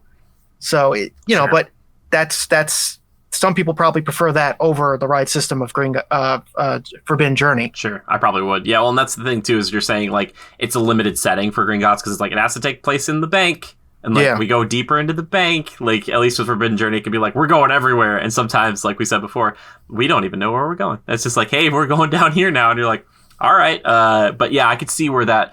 I wish they could have combined the two. Like I would love to have all those settings in Forbidden Journey as something that I could actually properly understand. And I like to think of myself as an individual with a critical eye who can understand what's happening. But it would just be nice to soak some of that stuff in a little more, as opposed to being like, what, where, what.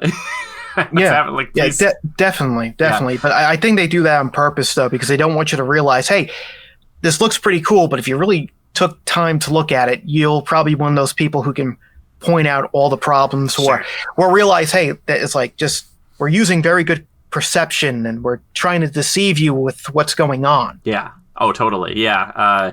Which, speaking about kind of the launch stuff for Gringotts, I did not know or forgot that the one Revenge of the Mummy was a launch coaster. So we're going through the beginning, which is really cool. I feel like they could make a whole dark ride just on like creepily going through like like a pyramid or something. But when there's Imhotep who's just yelling at you, and then they drop 2 guards from the sides and you launch forward, I was not ready for that. I was like, oh my gosh, like I was like, this is so intense. And then spoiler alert for people, there's a backward segment. The backward segments always get me on rides, and not in a good way. So I was channeling your voice, Jack, like I was joking with you about where I was like, all right, like I've been prepped for this. I'm trying to remember the video. How long does this take? I watched videos before. I'm like, okay, how long is this going to be? You know, like your souls are mine. Okay. And then I got out, and then the ride's just done. It's like, and you're back. And I was like, ooh, we could use that Brendan Fraser stinger, man. Like, really. Yeah, it's a real lackluster ending. Yeah. And I know that's because of the limitations of the building it was in, Sure. which was originally the E.T. Adventure. Mhm. But, I mean, I wouldn't hate, because I know that backward segment is so much longer than the one in Florida, that I think I would like it more. But like I've watched those videos so often, I'm just like, this is a terrible ending. Yeah. And they've changed this so many times, but no matter what you do, it's just boom, that's it. You're like, really? No, drop at the end, nothing like that. And I know you haven't been to Florida. Yeah, that has to be the first thing you go on. Okay. Yeah, it looks amazing, because like it looks like you have like multiple encounters with the mummy, and there's like the ride operator who dies and all that stuff. I was like, this looks amazing. Like then the brain fire thing, I was like, yes, on. The whole build up to when the actual roller coaster portion of the ride starts, if you don't know what you're getting yourself into, is pretty intimidating. Okay. Because you have no idea. And there is the backward scene part. And what I do now most of the time, because I'm a jerk, is when I'm on the ride and I know it's about to happen, I yell 2 or 3 seconds before it happens. And people go, what's he yelling? Oh my God. And then you go backwards. And I'm just like, I just do it because it's fun. Jack, and it's just like, that's hilarious. Can we go together? Let's just go together. That's how the first time I read that, I just be like, Jack, meet me up here. I've ruined it for you now because That's okay. You know what's going to happen. No, it's okay. Like I said before, I've like started to forget these things. Like I said, my brain's starting to like let go of that like super like pertinent information. I'm just like, just let that go, all right? And then just come back to it. So that way I won't have any idea when it shows up. But I was excited to see like the animated Imhotep, who was very kind of crazy in the one in Hollywood. And I was like, oh man, I wish I could have a little more time to watch this guy work, because it was really interesting. I was like, this is a cool situation. And then it's just like very rock and roller coaster, like you're shooting through. It's like black lights and like just like images that you're kind of going through. And I'm like, it's fine, it's okay. Yeah, they did the best they could with what they had there. Yeah. And, I'm pretty sure they didn't really want to go crazy with a roller coaster because it is California. Sure. I don't know how it is about like earthquakes and whatnot. Oh, sure. That's probably right. You're probably right. So, that makes sense. I mean, that's why they always say, why haven't they built like a full-fledged roller coaster in the park? And I think that's the reason why. I don't know how you could. Sure. I mean, even the Simpsons ride building supposedly is built on wheels. Just in case there is something, it can sway back and forth, so the building's foundation doesn't give away. Really? Yeah, because they had like 2 big areas, or 2. It looks like The Simpsons kind of has like 2 big main ride buildings. Yes, the domes are separated on purpose. It's not like the Florida version where it's all one building, and I believe it's one's to the left and one's to the right. I've never been able to figure that out, because I've always been going to the same dome, no matter what ride it is. They've always put me. Yeah, I don't know what it is. I'm never on when you're loading. There's a right side you can load from as well for the ride, and I've never been on the right side. It's always the left. Gotcha. So okay, but I know that they did that deliberately, because if there were earthquakes, because of where the ride was built in the foundation, it could sway a little bit back and forth. It gives them a little bit of release of any possibility of cracks and anything bad happening. Sure. Well, that makes sense. And I guess that makes a lot more sense now to why they probably aren't going to do some of those other crazy ones, like that new potential like Velociraptor roller coaster they have in Orlando. They're probably not bringing that to Hollywood anytime. Also, I don't know where you'd put it. You couldn't. Yeah, I was like, you honestly couldn't at this point. I'm like, I don't know. It's very limited space down there, and it's not a dig at them. They've done a great job trying to make that space as efficient as possible.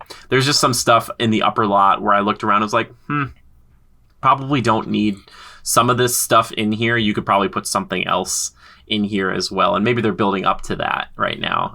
It was interesting to me, and I was like, okay, cool. But again, kudos to them for getting as much in there as they can and actually making Hogwarts feel pretty much the same scale as the one in Orlando. The only problem was I couldn't take like a left and go down to Jurassic Park. But that's okay, because honestly, it was always weird to be standing and listening to that iconic theme music and looking up at Hogwarts Castle, like with the Jurassic Park theme playing. Yeah. I'm like, this is really weird. Like, it's like the sightlines, baby. It's like fan fiction to some extent. Dude, it's like fan fiction. That's just like the parks. They're just fan fiction kind of hodgepodge. Like the funny thing, the biggest difference between Universal, I think, and Disney is like Disney does try to make these attempts to like bleed and kind of segue you into other things. And that even expands from like Toy Story Land into Star Wars, which are pretty different, but they try to ease you into it.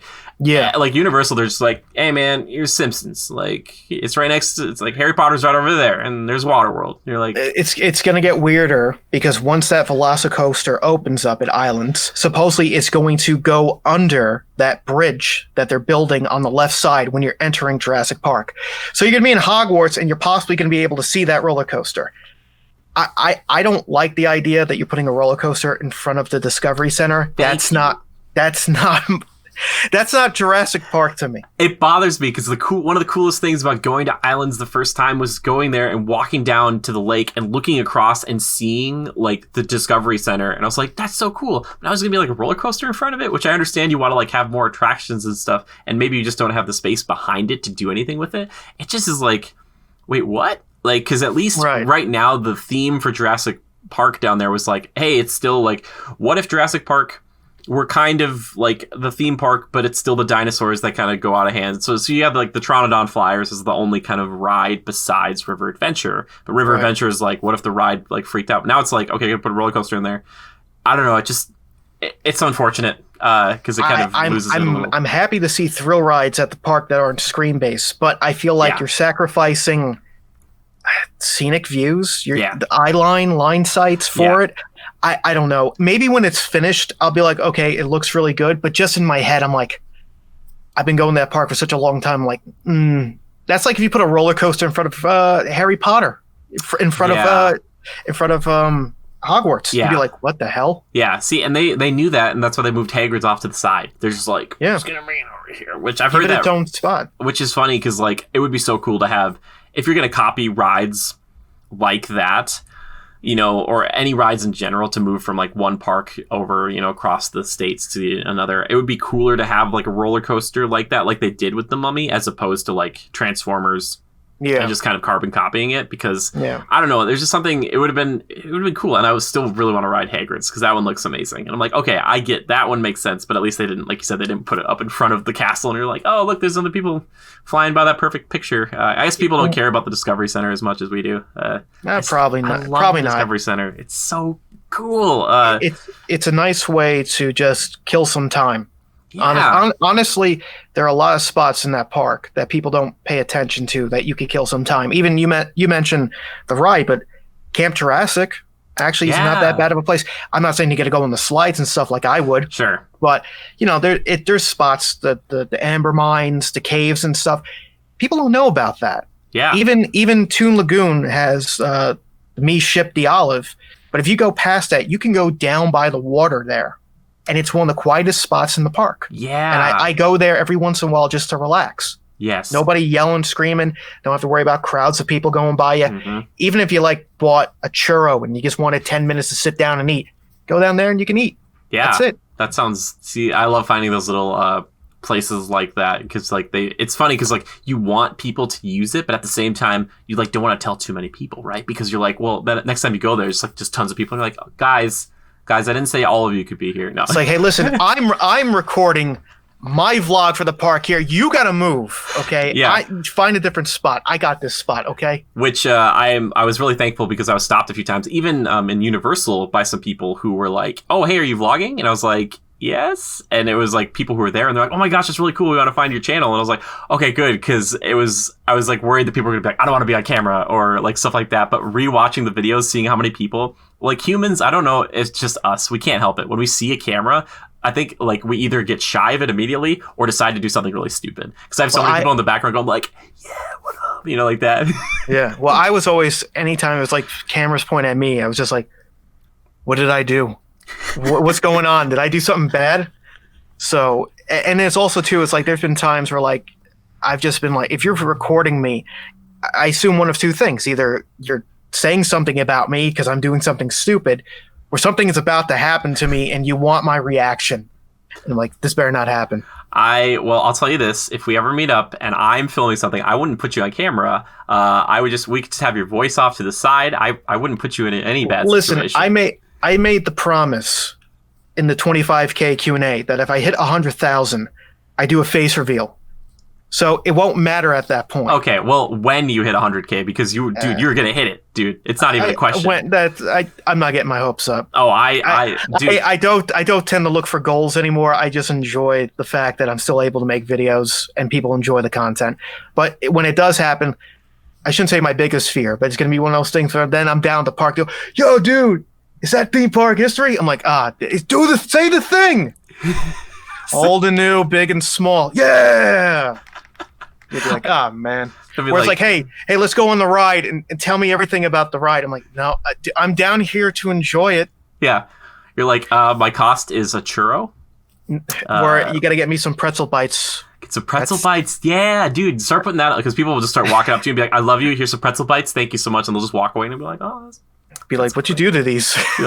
that's very true too. That's very Anybody watching at home, don't accept food just randomly from people unless you saw them purchase it and you were with them and maybe your friends and family. I don't know. But yeah, if a stranger approaches you with a giant turkey leg, you're best not to take it. You don't know what they've done. They might have licked it. That's true. I just wanted the taste.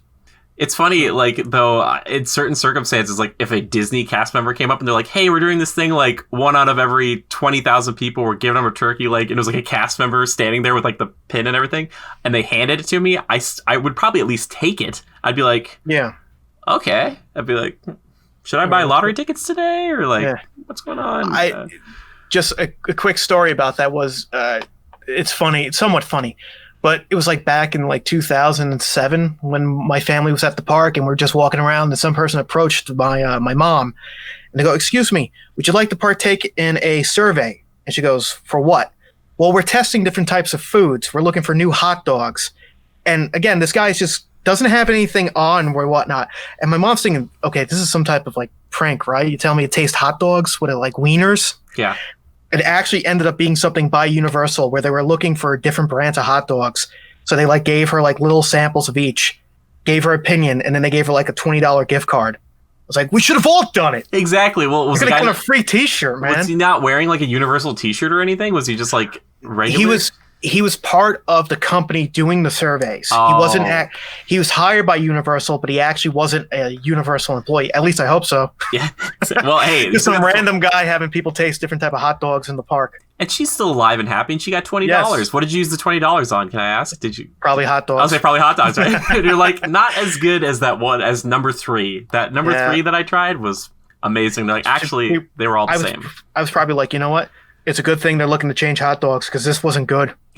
Exactly. You're just like, yeah, this wasn't worth the $20 for the one hot dog. No, that's hilarious. That's a good story. That would be so. Yeah. Anytime anybody asks you to take a survey, like I feel like especially in a theme park, it's kind of weird. You're like, I was here to just have fun. I'm sorry. Do you need my opinion right now? Like I'm used to give my opinion all the time, but unwarranted even. But dude, when you hit 100,000, it's gonna happen. And you know what? Maybe I'm just excited. Maybe one day I'll hit 1K. So I'm like 1/100th. You're close. I've already done quarter of the way there. See, the problem is I'm 3/4, like up to 1K, like roughly like 750-ish. See, I've already done the face reveal. That's my first screw up. If I wouldn't have shown people my face, we just shot. People have been like, well, we gotta subscribe to this guy. I want to see his freaking face someday. Listen, you will get there. I know it's a tough road. It's not like mine.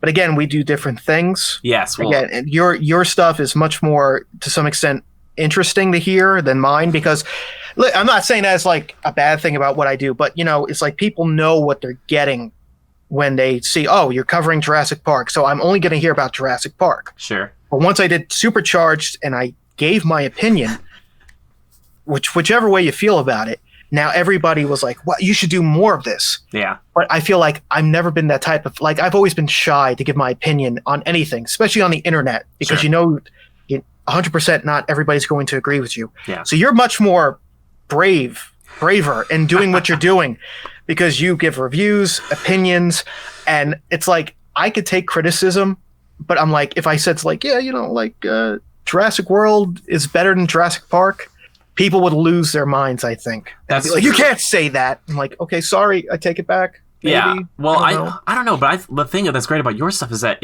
now we're just talking about each other. Your stuff's so consistent and people love that. And maybe the problem with Supercharged for some people is like they're so used to just facts from you the whole time that when you put an opinion in, it almost feels factual.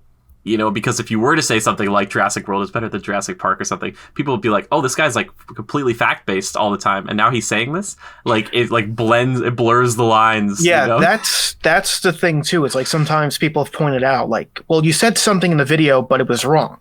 Sure. I'm like, okay, but you shouldn't take everything that's said at face value. I mean, of course, I do as much research as I can. Yeah. But I'm only human. I can make mistakes as well. Oh, for sure. So that's why I'm very nervous to say, like, yeah, let me give my opinions on rides and videos going forward, because people go, man, you're so biased towards X, we're biased towards Y. You know, like, you like Universal more, so you'll say this.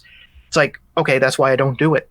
Or if you want my opinion, ask me, and I won't put it in the video. I'll just tell you outright in the comments section or on Twitter or whatever. Yeah. So, but, you know, that's the thing when it comes to even doing what I'm doing. It's like people say you talk about an attraction one way, you forgot to mention something, you didn't talk about something more specific. Again, I'm only one person. Sometimes I miss stuff. Yeah. Sometimes I talk about something too much. It just happens. It's how you are. Yeah. Well, and I honestly, I don't know what some of those things would be because they're probably a little bit smaller.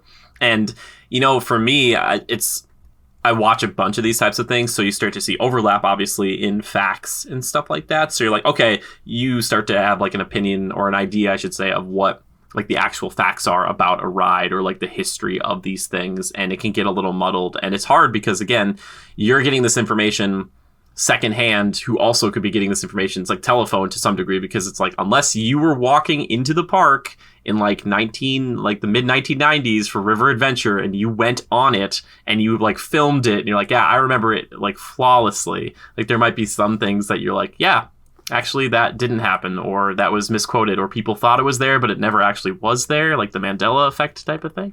Yeah. So it happens, but I hope, you know, and obviously I'm selfish, but then again, I'll probably just message you about it. I love hearing your opinions on these types of things, because I think it's so cool to have all the factual information.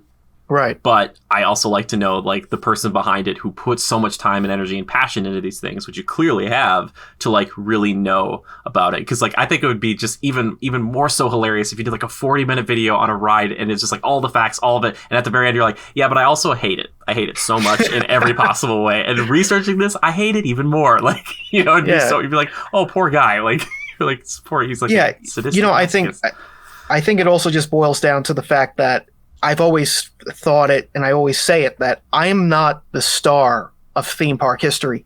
The attractions and shows in the parks are the stars. Sure. I'm just the one giving you the information. I'm just the one who's putting it together, but I never want to be the spotlight, because, you know, I'm just a fan of the theme parks. It doesn't matter what theme park. I like theme parks. Yeah. But I feel like I can't create theme park history if there's no attractions to talk about. Yeah. You know, it's some shape or form.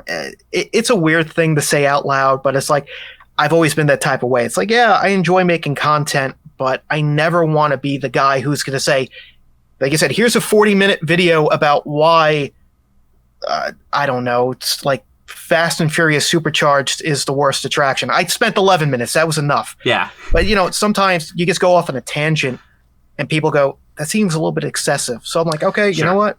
You want an opinion? I'll give it to you. I don't need to make a video. I don't need to do anything out of the ordinary unless it's warranted, like Supercharged. Yeah, sure. Well, no, and I totally respect that. That makes so much sense, and it's cool because your channel is doing well. It's doing better and better, and it's not like something where you're like, yep, well, it's all because of me, like, or it's like all because of like my opinions in my face. But yeah, and it's funny too because I'm in like this weird kind of like, now we're getting like completely meta here, but like I want desperately one day to go and make movies and work in games and stuff, and like my whole thought is like, why would I critique something if eventually I didn't want to try to go make it better myself? Because I feel like it's so easy to just make a life now of just being cynical and just being like, yeah, well, this sucks and here are the reasons and here's how I do it better. Or like someone who said like, hey, you should make a better theme park video, and you're like, hey, how about you make it yourself? Like, it's like, yeah, they don't want to do it, and they're like, oh. I mean, criticism is one thing. Yeah. Like, I'm open to criticism. I always am. Yeah. Because in order to get better, in order to know what you need to improve on, people have to tell you. Yeah. Oh, totally. Now, there are things like, you know, oh, if one person keeps saying, well, this video sucks, this video sucks, this video sucks. Okay, but if you're not giving anything on why it sucks, why should I take your opinion? Yeah. But if you're like, hey, listen, you spoke too slow, you're speaking too fast, you know, you need to do this better, that better. And a lot of people say that. That's something I should listen to. And I've tried to make improvements as we've started. And I've gotten better, but there's always room for improvement. Sure. I'm never going to say, that's it. I don't have to listen to what anybody says, because you know what? The moment you start that, it doesn't matter what you're doing. The moment you tune out what people are telling you needs to be better is the moment people stop caring. It's the moment that your craft starts to, I guess, struggle to some extent. Oh, totally. Yeah. But I mean, you're talking about like making movies and stuff and doing that, but you were on the show. Whose show? A couple of weeks ago when you were in California. The Easy Allies. Yeah. And I thought that was great. Oh, thank you. You blended in really, you know, you fit in. I shouldn't say blended in, but being on a set, you know, doing all that, it was very natural. If I tried to do something like that, I would feel like, cut, do it again. You could get there. If I got there, Jack, you could do it. You could do it eventually. I really enjoyed that video. Well, thank you. It's like, I understand the struggle is real, especially on YouTube. Yeah. Sometimes all it takes is one video to garner attention, gather some interest, and then you just have to try to build upon it. I've just been lucky because this is the fourth time I've tried making a YouTube channel. I've done Let's Plays, I've done daily fantasy sports, I've done wrestling, I've done just video game news. They never took off. I just got lucky that after doing theme park history for like 6 months, that eventually it got picked up, and I am where I am now. And I've always been grateful, and I've always been humbled by it. And I always tell myself never to let whatever ego I have just go out of control, because the moment that happens, you know, you're done. Yep. You're done. And again, it's never been about me. It's always been about the attractions I grew up with. Yeah. And that's what I plan on keeping it that way. And hopefully I do. And if I don't, I'm going to come back to this video and I'm going to play it over and over again to say, you messed up. Remember when you said it?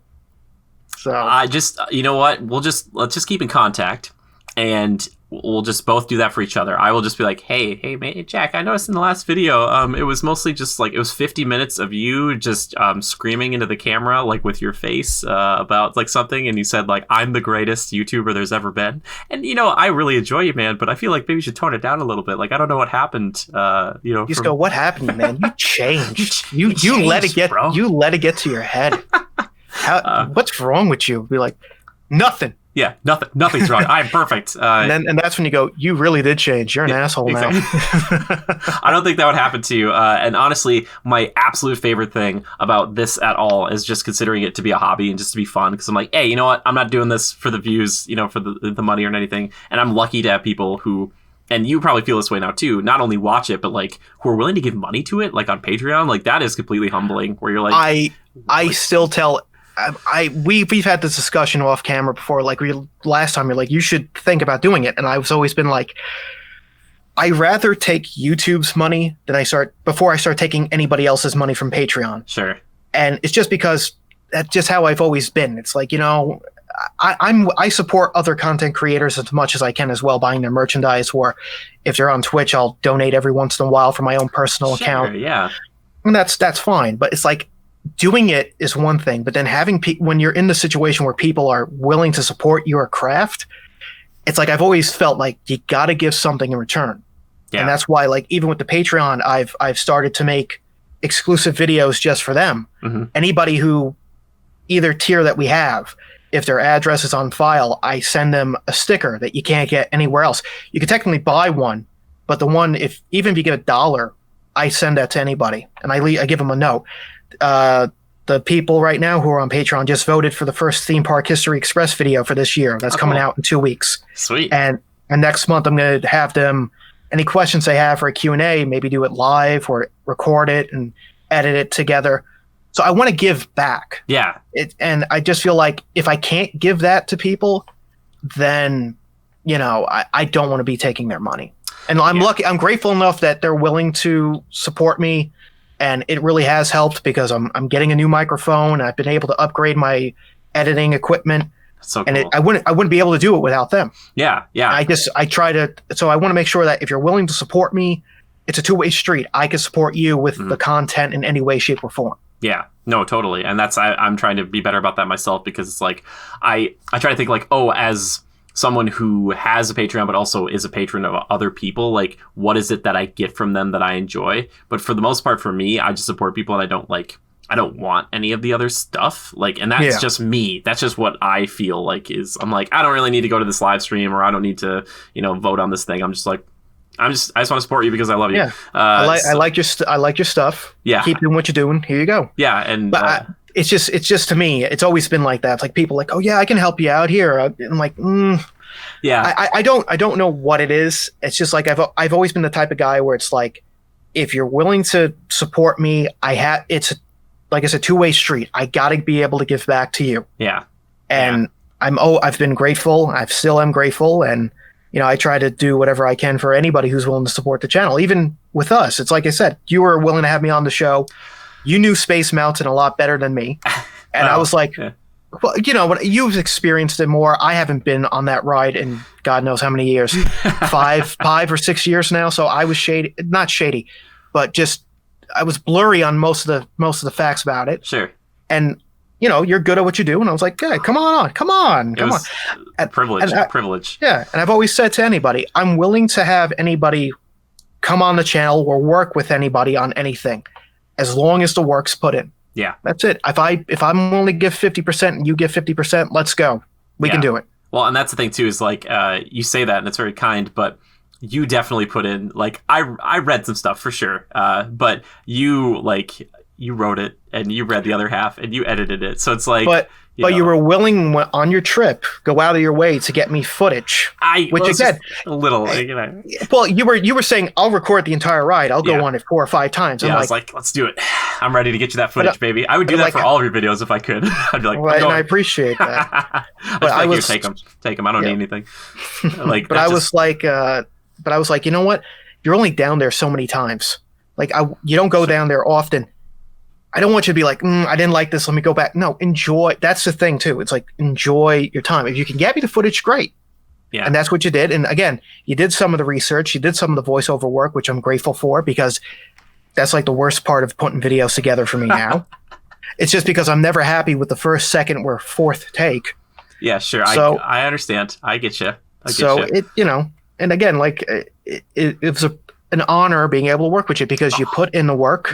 And it was fun. That's what matters. It was fun. Dude, and it's funny too, because I've been a fan, like, we've talked about this last time too, but I love your videos, and like, using this platform as a hobby, but also just to like talk to people I wouldn't otherwise and interact with them. And then realizing that like there are other people around the world who are just as nice, if not way nicer than I am, and more supportive and interested in working together. And just because someone's got a number attached to their name on YouTube doesn't mean that they're like, well, I looked at their number count and I would never work with them. Like, it was never that. It was never been that with the people I've had on the show. You got to remember where you came from. Yeah. And it's like, you were one of the first guys to reach out to us. I had other people reach out to us, and I still keep in contact with them. And I've told them, if you want to do something, let me know. And that some people, it's whether it's coming back on a podcast, or wanting to work on a video, or doing anything else in particular. As long as it's something I'm comfortable with, I'm willing to try it. And that's my thing. I'm the type of person, I don't reach out to everybody, because it's just like, it's weird. It's like, hey, do you want to do something? And I know they're very friendly people. Just in general, it's very nice to see like there's other people who create content and are friendly in this community, and just fans who feel the same way about the rides and attractions they grew up with. And I think that's the best part. Yeah. is the fact that there's a community of people that not only just enjoy theme parks for what they are, but realize that there's more to the rides just besides going on them. Yes. Learning what they came from, how they were built, what they're about, why they closed. And it's just nice hearing people's stories. And Yes. it's not from the first time. Could have been, hey, dude, I was still in the same time as you in the 90s, and I agree. Those rides were great. They terrified me, but they were awesome. I wish more stuff were like that.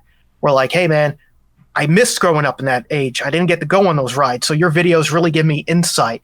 Or it's just like, I enjoy having to hear your opinions on what's going on in the theme parks in general. And like, that's all that matters. It doesn't have to be theme parks. Yeah. It could be anything. And I'm just lucky enough that I stumbled into this. Yeah, well, you were persistent though. That's the cool thing. Like, and people don't realize this, and I forget it too. Like you said, you started this like the fourth time you've tried this, but it's always been different. But it's cool to see. Like you talked about the wrestling one. You put like some wrestling jokes in your videos. Like there's still that passion for that there. It's not like you just said like I'm doing theme parks and I will never touch any of this stuff, other stuff ever again. It's like no, you bake it in. You gotta spice it up a little bit, man. Yeah, like a little that. Bit here and there. At the end of Fast and Furious, like that kind of like that wrestling. Orange thing, Cassidy, like, yes, so and how the Fast franchise is his favorite, and it's just funny because there's a lot of people in the comment section who know who Orange Cassidy is. I'm like, yes, it's like it's not just me. Yep. They know who he is and they like it. And it's like, the Yeti from Expedition Everest and, having the Yeti from WCW pop out. It's subtle things that I find funny that maybe not everybody was going to get. But then there's people who get it. And I'm like, all right, this is now cool. Yeah. This is fun. Yeah. And then it's also the video game music. People go, oh, you used Cuphead for Popeye. And I'm like, yeah, because so kind of fits the mood. It's perfect. Same type of cartoons. Yes, when I was listening to that, and I've heard that in some other videos too, I'm like, yeah, this is like perfect music for this. I'm like, oh, Jackie's was like, he nailed it, the Cuphead music. Yeah, I have like a rule of thumb now is that every theme park history video has to have one video game track. Nice. If I could find it. Cool. Even Big Thunder Mountain Railroad, we had the house building scene, I think, from Red Dead Redemption 2, and people right away were like, oh, dude, I know that song. Amazing. And then what was the other one that stuck out to people? When I did the theme park destination for Tokyo Disney Sea, and I was talking about the California project, and we used Dire Dire Docks from Super Mario 64. Oh, nice. People caught that right away too. Yes. It's like you're talking about like water and underground, so that fits perfectly. Yeah. And that's always like the worst part. It's like I gotta find something that fits. And like sometimes it's not, sometimes it is. What did we use, or what did you use for Space Mountain? Did you use anything? I used I'm trying to remember. Super Mario Galaxy. I used a track. Oh, okay, cool. I don't remember the name of it, but I used a track. I wanted to use Sky Station. I'm forgetting the name of the track. It's like the main theme from Super Mario Galaxy 2. It was too loud. It didn't really fit into anything I was trying. Sure. And maybe the Rainbow Roads would have been too boisterous. And then also Luigi's Balloon Hunt, I think. No, Purple Coins. Luigi's Purple Coins from Super Mario Galaxy is playing when the ride portion of Space Mountain is taking place. Oh, cool. Okay, nice. Yeah. Dang. So most of the videos have all the links to the tracks and the videos we used. So if anybody's ever interested, you should just go to that and you'll find a link to the track I used. That's so cool. I get that so often. So I'm like, you know what? At this point, just put all the tracks. Yeah. Just put them in there. Well, for sure. And like all this is reminding me of is like, I joke, somebody called it well-rounded. I call it a hodgepodge of a channel of mine, but like all this stuff is connected. And just because you find someone who's passionate about theme parks doesn't mean you're not going to find that same person to be passionate about wrestling. Like you have found, like you might not put those things together, but they're all forms of entertainment. They're things that we consume, media that we indulge in pretty regularly. And to see how all those kind of connect, it's so interesting. It's like a big spider web. And like, you're like, well, how do I tie, like the video game stuff into theme park stuff, which aren't really that dissimilar, but putting that stuff and baking it in, it like, it's a nice nod for like video game lovers, but for other people, they'd be like, wow, this music's really cool. I wonder what it's from. And they see it on there and they're like, oh, like it's from Mario? Like what? It's like, and people go, that's a nice subtle touch. It works very well. And you're like, okay. I think the best reaction I got from many people was when we did the Simpsons ride, and I keep going back to it, but it works so well, was talking about Supercharged, how it's been disappointing fans since 2015 in Hollywood and 2018 in Florida. And then we put the Nelson laugh. And it was like, ha ha. And people were like, that's the best joke you've had so far. It's a good joke. It's a very good joke. The old Simpsons stuff, like that, it's so classic. You can use it for so many different things, and people it's like they're meme machines. Like they were meme machines before memes were a thing, and now you just see them all over like Twitter and the internet. It's just like a bunch of Ralph Wiggum stuff, and you're like, yeah. Even doing the Mount Splash. Can you take us to Mount Splashmore? I'm like, no. The end with Itchy and Scratchy Land Paris, and like it's Eisner instead of the guy. Come on, my children need wine. Exactly. And then just including the one of their newer episodes where they went to, I forgot, it's not Disneyland, where it is Disneyland, but it's spelled with a Z, and they're making fun of it, and they have all the Star Wars stuff that's now taken over the old attractions there. And then there was something that about Mickey Mouse, and they had him say something. I wasn't the best. I just did it first. Yes, that one is rough. You're like, okay. And I was like, you know what? When it came to that, and it's like you're talking about theme parks and The Simpsons. I know all those episodes of them going to theme parks. You have to include as much of that as possible. Yeah, just because it fits into satire. Yes. Well, and side note, it took me forever to find that Mount Splashmore GIF on Twitter the other day that I sent to you. Because I was like, I was trying to find. I was like, there should be something on here that should be easy to access. And I was like, I kept like typing in a bunch of different things, and I finally found one. I'm like, okay, he'll know what this is from. I'm like, it was so hard to find that one. I was like, come on, get on those GIFs, people. Maybe I should just make it. It's too much time, I'm sure. I don't know how to make GIFs. I'm the same way. I'm pretty sure there's like a website that could do it for you, but if I could find it, I'll use it instead. Yeah. I mean, when it comes to the GIFs, at least on Twitter, because anytime people say anything nice, I always try to find like a thumbs up GIF. Yeah. That's a GIF, GIF. I don't know. Yeah. I don't know how to pronounce it right now, but it's like, my family's the same way with vlogs and blogs. They'll be like, oh, I watched your blog. And I'm like, no, a blog is you read, a vlog is you... Whatever. It's like you get the point, though. Yeah, exactly. So basically, Universal Studios Hollywood, it's good. I don't know if there's much more to say about that. I love that we're going on this like huge tangent of all this stuff. Is there any other questions you had about that? Because no, I feel like if you're on the West Coast and you can't get to Florida, Hollywood's still a good alternative. Now, there's stuff to do. Like you said, you don't need a full day maybe to do it. Maybe during peak time you will. But, I think what makes it special is the studio tour. It's their oldest attraction. It's been there for over 50 years. Mm-hmm. It offers a lot, especially now where everything is an attraction. You still get to kind of learn something, or you go on a tour and you learn and see how things are done for movies, which you don't really see anymore at parks. It's all about rides and shows. The studio tour is like the last remaining piece of like theme park entertainment that's educational to some extent. Mm-hmm. Like, oh, hey, look at all these props. This is where we filmed this. This is how this happened. Yeah. It's nice because I think that's lacking just in general in like the movie industry. You get the behind the scenes on DVDs and Blu-rays, but actually going on these studio tours, not just in Universal, but I think Warner Brothers offers their own as well. They do. Mm-hmm. You just get to learn stuff. And I think for me, it goes with the same thing like with the attractions. I like that type of stuff. I always want to learn more and see how things work. And to me, that's the best. Yeah, I actually went on a Paramount movie studio tour. Oh, how was it? It was good. So it was interesting because I did like the VIP tour. And I went around with a guide whose name is Peter. And it was funny because the guy was like, we never have this small of a group because there's only one other guy with me, some other young guy. And he was like in college or something like that. So we had just like, it was like the three of us just like palling around all day and just like checking stuff out. And it was really interesting. We got to eat at like the special like executive restaurant there. And it was just like, it was funny to like, it was very demystifying because you get there and I think there's this kind of idea, like there's obviously like movie magic, right? But when you go in and you like see the facades of all these things and see how all of it's done, and it really is an industry.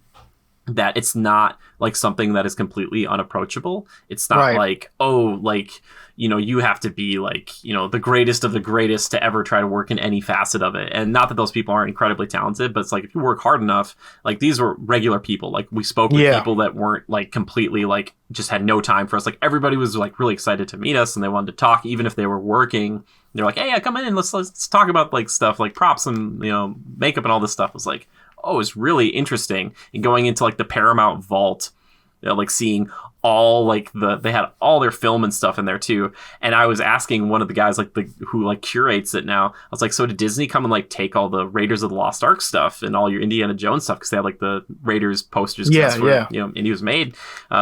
Through Paramount, and they're like, yeah, I think most of that stuff, along with like the original like Iron Man and Captain America stuff, was like Paramount too. Which I was like, that's It so was. crazy, like to think that like that was there, and Disney came in when they bought it, and they're probably like, yeah, this is all ours now, so like take it out of the archives and just take They're off like, with you know it. what? Take it before it goes missing. Yeah, That's why they probably were there. They're like, we don't want this stuff to go missing because you never know with some people. I need that original film of Iron Man because yeah, that's what started it all. And then I could sell it for millions of dollars like 50 years from now. yeah, oh for sure. And they had like a pretty interesting like security, like I don't know how all the protocols worked, but it sounded like it was something that they took very seriously. But there was a ton of stuff in there, like just boxes upon boxes of just sort of like the Godfather, and I was just like, interesting, like how they keep Yeah. it all in this like temperature controlled vault basically. And I was Yeah, like, yeah. wow. You definitely have to because, I mean, I don't know if Paramount's had any bad luck, but Universal has had terrible luck on their back lot years and Oh. years.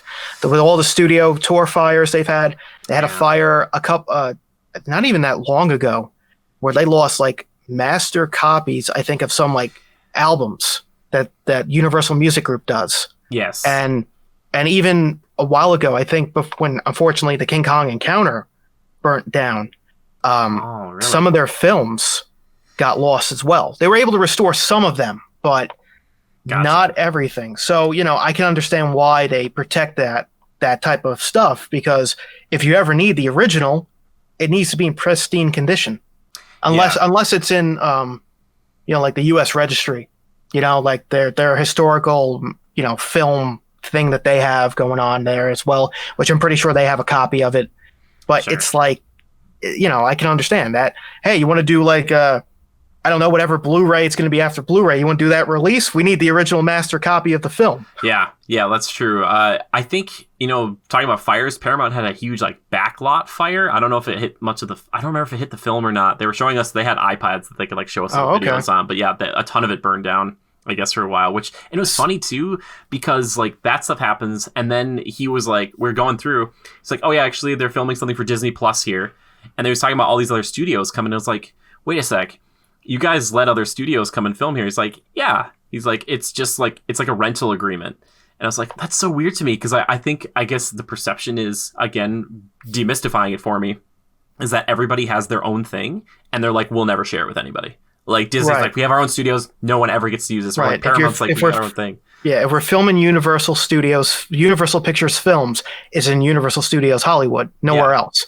Yeah. I think that was the thing back in the day, but that's obviously changed now. Yeah. Because they're filming God knows how many movies at a time or TV shows, and they're like, we need an open soundstage, and if they have it, they don't care if the competition's going to use it as long as they're getting paid. Exactly. And I'm sure there's the rivalries that still exist, but it seemed like most of the people didn't really care like about like what they were like. It wasn't like, oh, I only work on like Universal movies or Disney movies or Paramount. It's just like, no, this is just like the space, and we're happy to work here, and it's nice to like, there's like a much more synergy and like kind of camaraderie, as opposed to what I think, which is like super cutthroat. Like, and I'm sure there is aspects of it that are, but I didn't see it. Maybe back in the day that's how it was, but now it's just like people just want to get films made.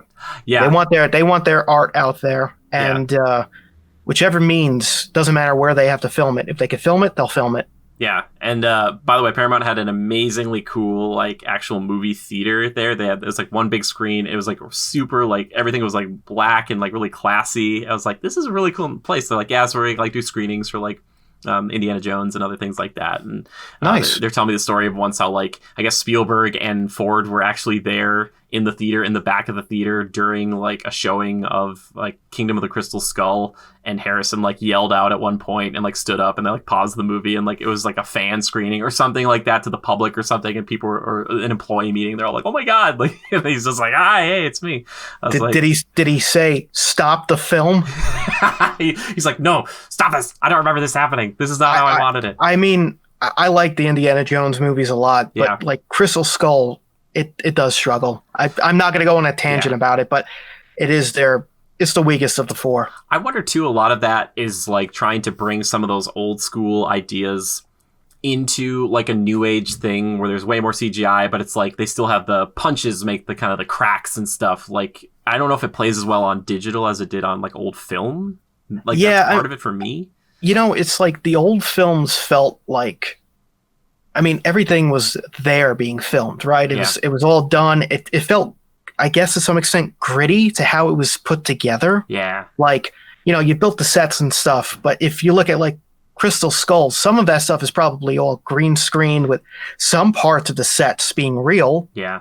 But I don't know. Like you said, it's probably the digital age and trying to take what worked for the movies back in the 80s, right? They came out in the 80s. Yes. And you're bringing it into the 2000s and you're like trying to keep that same vibe, that same magic. But it just, something about it, it just didn't work. It didn't click. And I don't know if it's because Harrison Ford got older and they were trying to progress the story and where it was set at the time, you know, introducing other characters, having, you know, Shia LaBeouf be his son or whatever. I'll still watch it, but if I can watch any of the other three first, I'm going with them. Yeah. Which one's your favorite? I still like the original. Give me the original. It's probably it's just something about it. Temple of Doom has its flaws. Some of it's very good. I like his father. I like Sean Connery a lot in that movie. But just the first one, Raiders of the Lost Ark, something about it just stands out. So good. Yep, I completely agree with you, man. It's in my top 10. I always say this, but one of my favorite lines in any movie ever is "What truck?" Because he says it right after he breaks out of the pyramid. He fights that, like, the Nazis there, and, like, Sallah finds him. He's like, Indy, they've loaded the Ark on the truck for Cairo. And he just says, like, what truck? And then they cut to that chase sequence. And it's just like, oh, God, it's just so... Like, and now Spielberg's not even going to be part of this next one. I guess he's going to be a producer.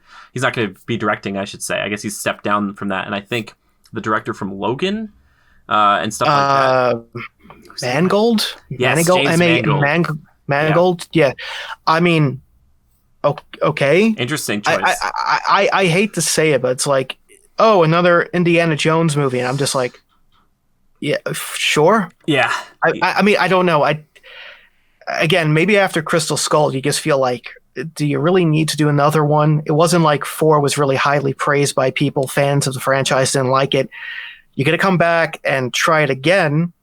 Maybe you could fix those issues, but. Yeah. I mean, how old is Harrison Ford now? He got to be close to his 80s, right? Yeah. I mean, he's not 80, but he's close to 80. Yeah, that, and it's just like, I think one of the problems they have too, at least my problem with Temple of Doom, is like the villains aren't as dynamic maybe as like some of the, especially in Last Crusade, like some of the Nazis, like the main kind of love interest there, she's like kind of on both sides, and that's interesting. Yeah. And then they kind of did the Red Scare with the Russians in 4, which they didn't play into, like they did, but then it was like, but it's aliens, and it was like, what? I think that's what really caught me off the most, is the fact that they went right to aliens. And I know it was like, it was the 1940s, that's when that type of stuff started to really become predominant. Sure. But it's like, it's like, I don't know the way to say it, but it's like if the 4th Uncharted game was nothing but aliens, you'd be like, okay, the first 3 were like kind of grounded, you kind of could believe it, like curses and other stuff going on,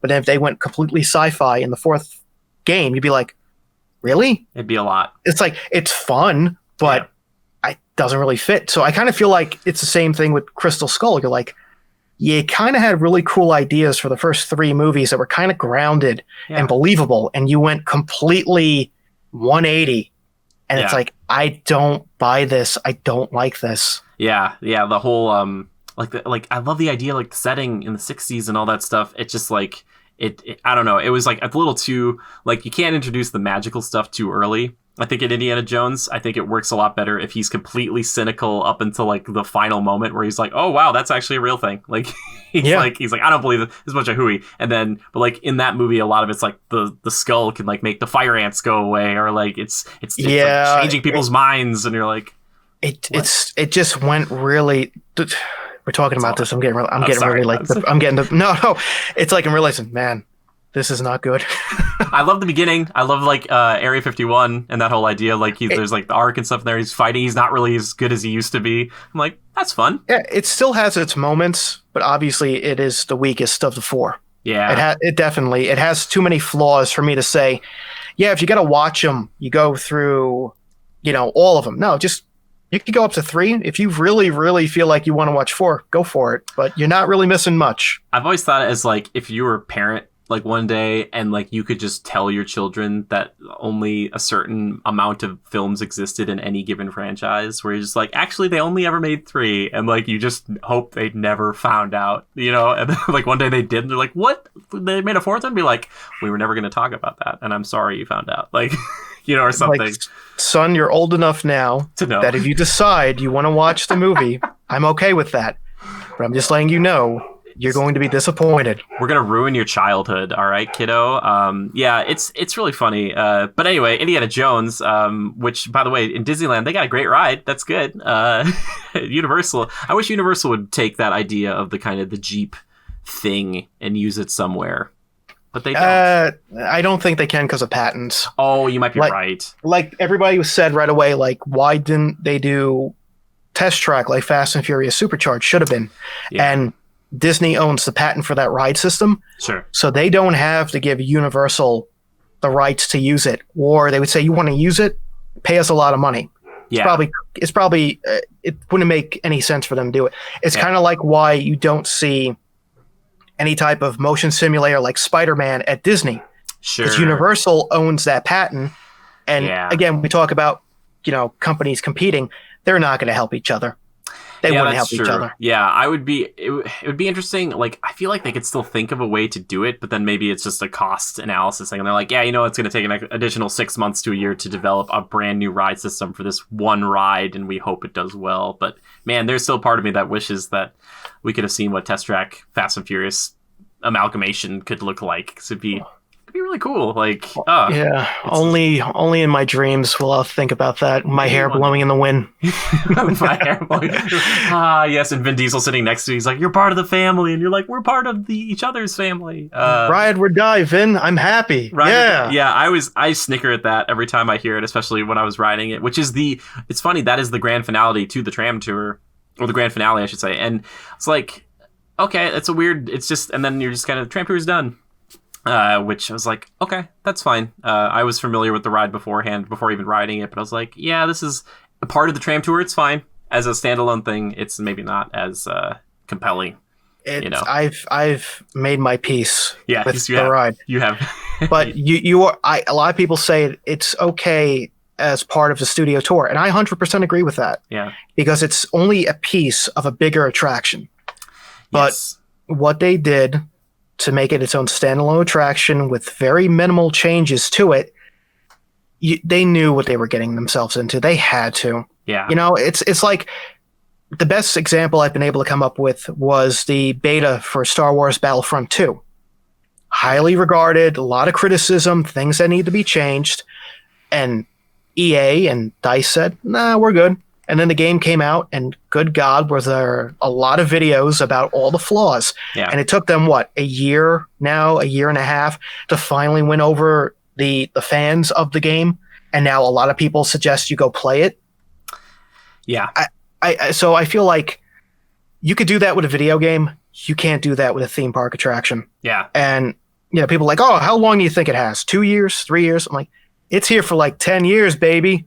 Get used to skipping it a lot. Yeah, that's the interesting thing, too, because it has all those screens, so you're like, oh, maybe they could update it or change it, and that's maybe... I always thought that was the cool idea of screens, is that you could kind of change them up more frequently. I just don't know if they... I don't know if they will. You could change the entire thing, but the biggest problem with the ride is the ride system. Yeah.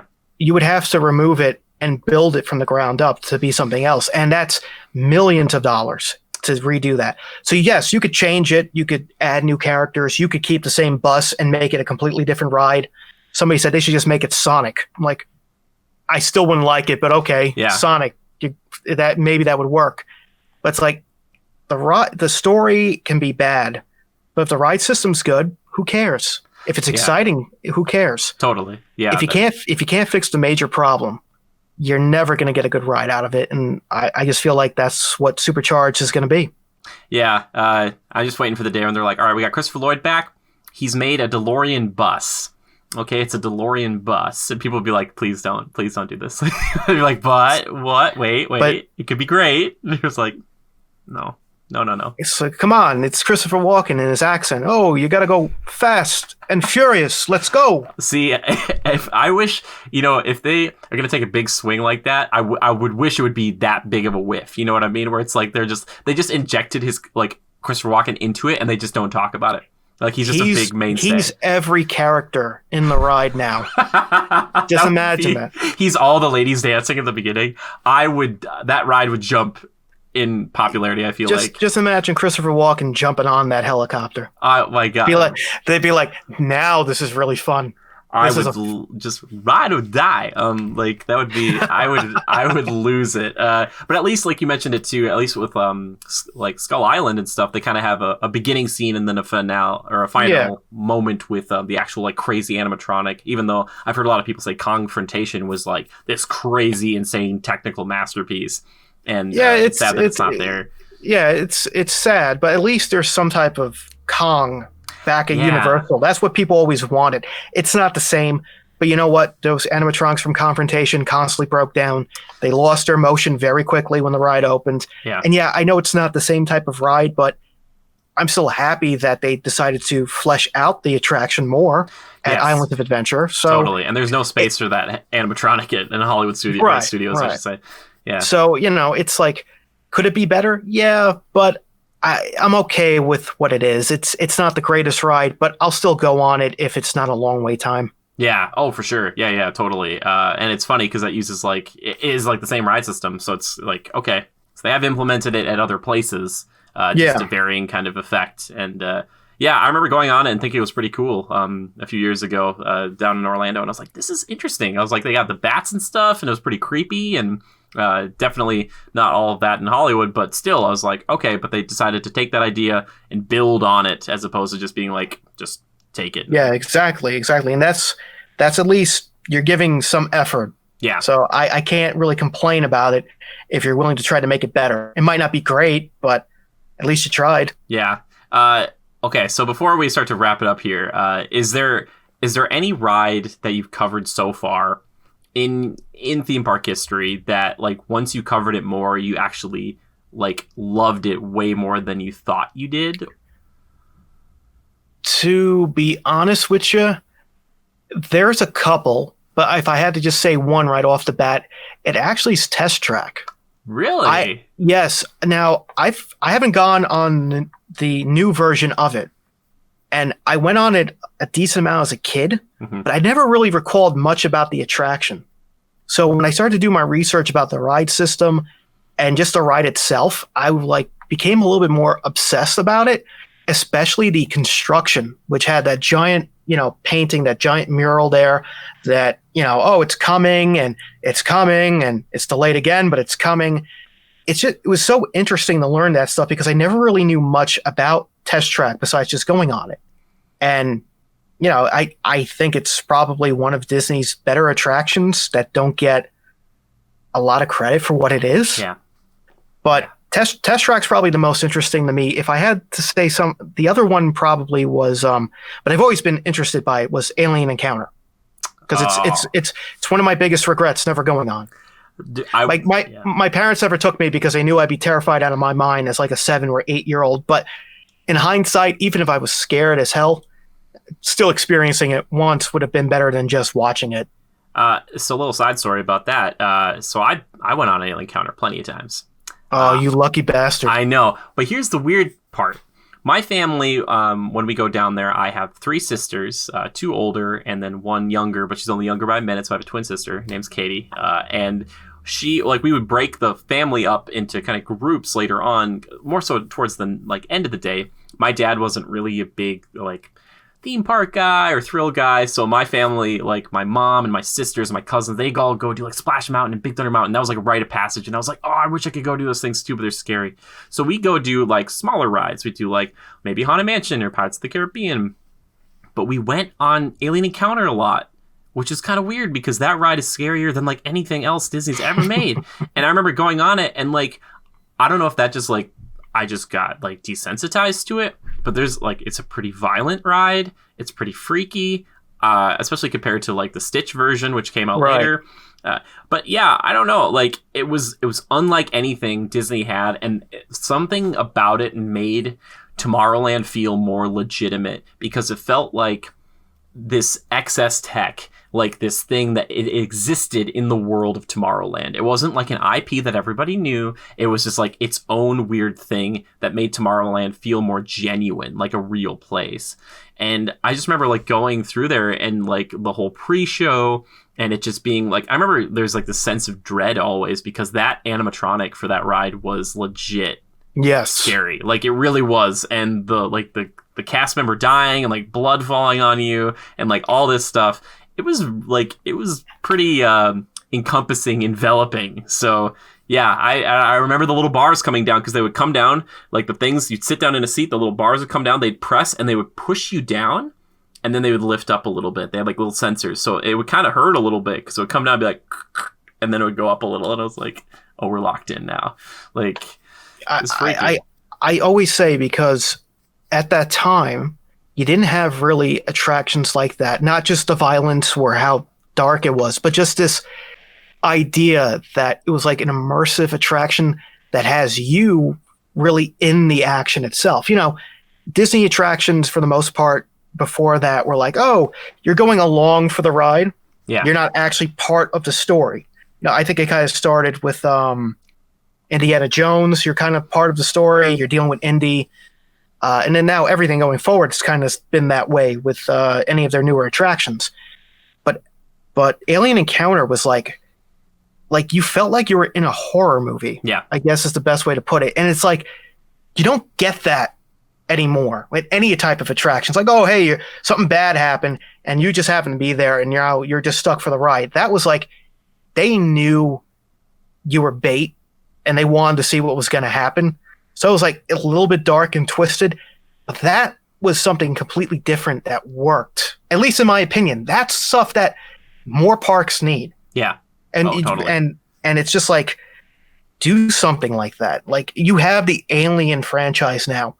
It doesn't have to be as sinister, but you could do something like, oh, hey, the Whaling Company's looking for new test subjects. Just happens to be you. Yeah, totally. It's like, even was like something like, oh, hey, like a face hugger. Not like they could put a face hugger on you, but it's like all of a sudden you seeing these things in your face and you're like, oh crap. Yeah. Oh, dude. And that's like, obviously that's where it was born out of, was like they wanted to do that. And Eisner wanted something to make his kid be like, okay, this park's pretty rad, bro. Yeah. And the only other ride I can think that's kind of like that to some degree is my beloved Countdown to Extinction. A little bit, because obviously you're still like a passive driver, but like the scientist in that one is like pretty okay with probably killing everybody. Like he's like, I just, let's go get that dino. Yeah. If I mess up, guess what? I got a whole group of people coming next. He's like, well, just keep. Maybe that's the kind of the idea of the ride. That's why there's so many ride vehicles. Is because he's like, well, I'll just keep sending it back in time. And you know what? We'll hopefully get it one of these times. And I would do it, but I've done it before, and I'm not going to do it again. And you're like, but how did you do it before? Like, you know, and it's like, doesn't matter. Just get going. But yeah. Don't worry. We got the dinosaur, right? Don't worry how many people unfortunately got stuck back in time. We're good. They all got blown up. It doesn't matter. It's fine. They signed those waivers. We're fine. We're fine. I just think rides like that do have their place, but it's so funny in both the cases of those attractions, they're super like unassuming buildings. They have just all these like warning signs everywhere that aren't like the biggest things. So you could walk into this thing and still not have any idea that you're in for like kind of a scary experience. Just like it doesn't come off that way. Yeah. Which I think like for Disney was the biggest shock because they weren't known for those types of attractions. They still kind of aren't known for those types of attractions. So when like Dinosaur opened, they're like, this is too scary. And they did dial it back a little bit. And even though they changed the countdown to extinction, people were still complaining it was too scary. Yeah. It's like, what do you want? Yeah. You try to make something new. And yes, it might be terrifying, but we did, like you said, put up millions of signs saying this is not for everybody. Yep. And, it didn't work out. I mean, it bugs me not being able to experience Alien Encounter.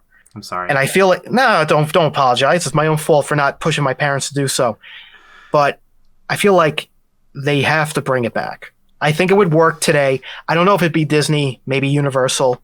I feel like something like that. ASMR is a big deal. People like that type of stuff. Mm-hmm. It could work.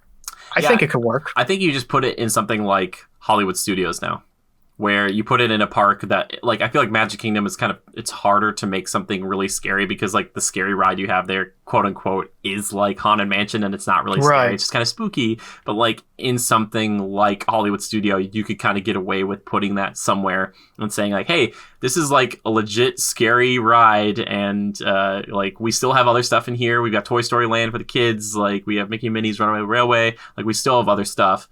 But we needed something different. And especially when Animal Kingdom opened back in 1998, they needed like a thrill ride because they didn't have one.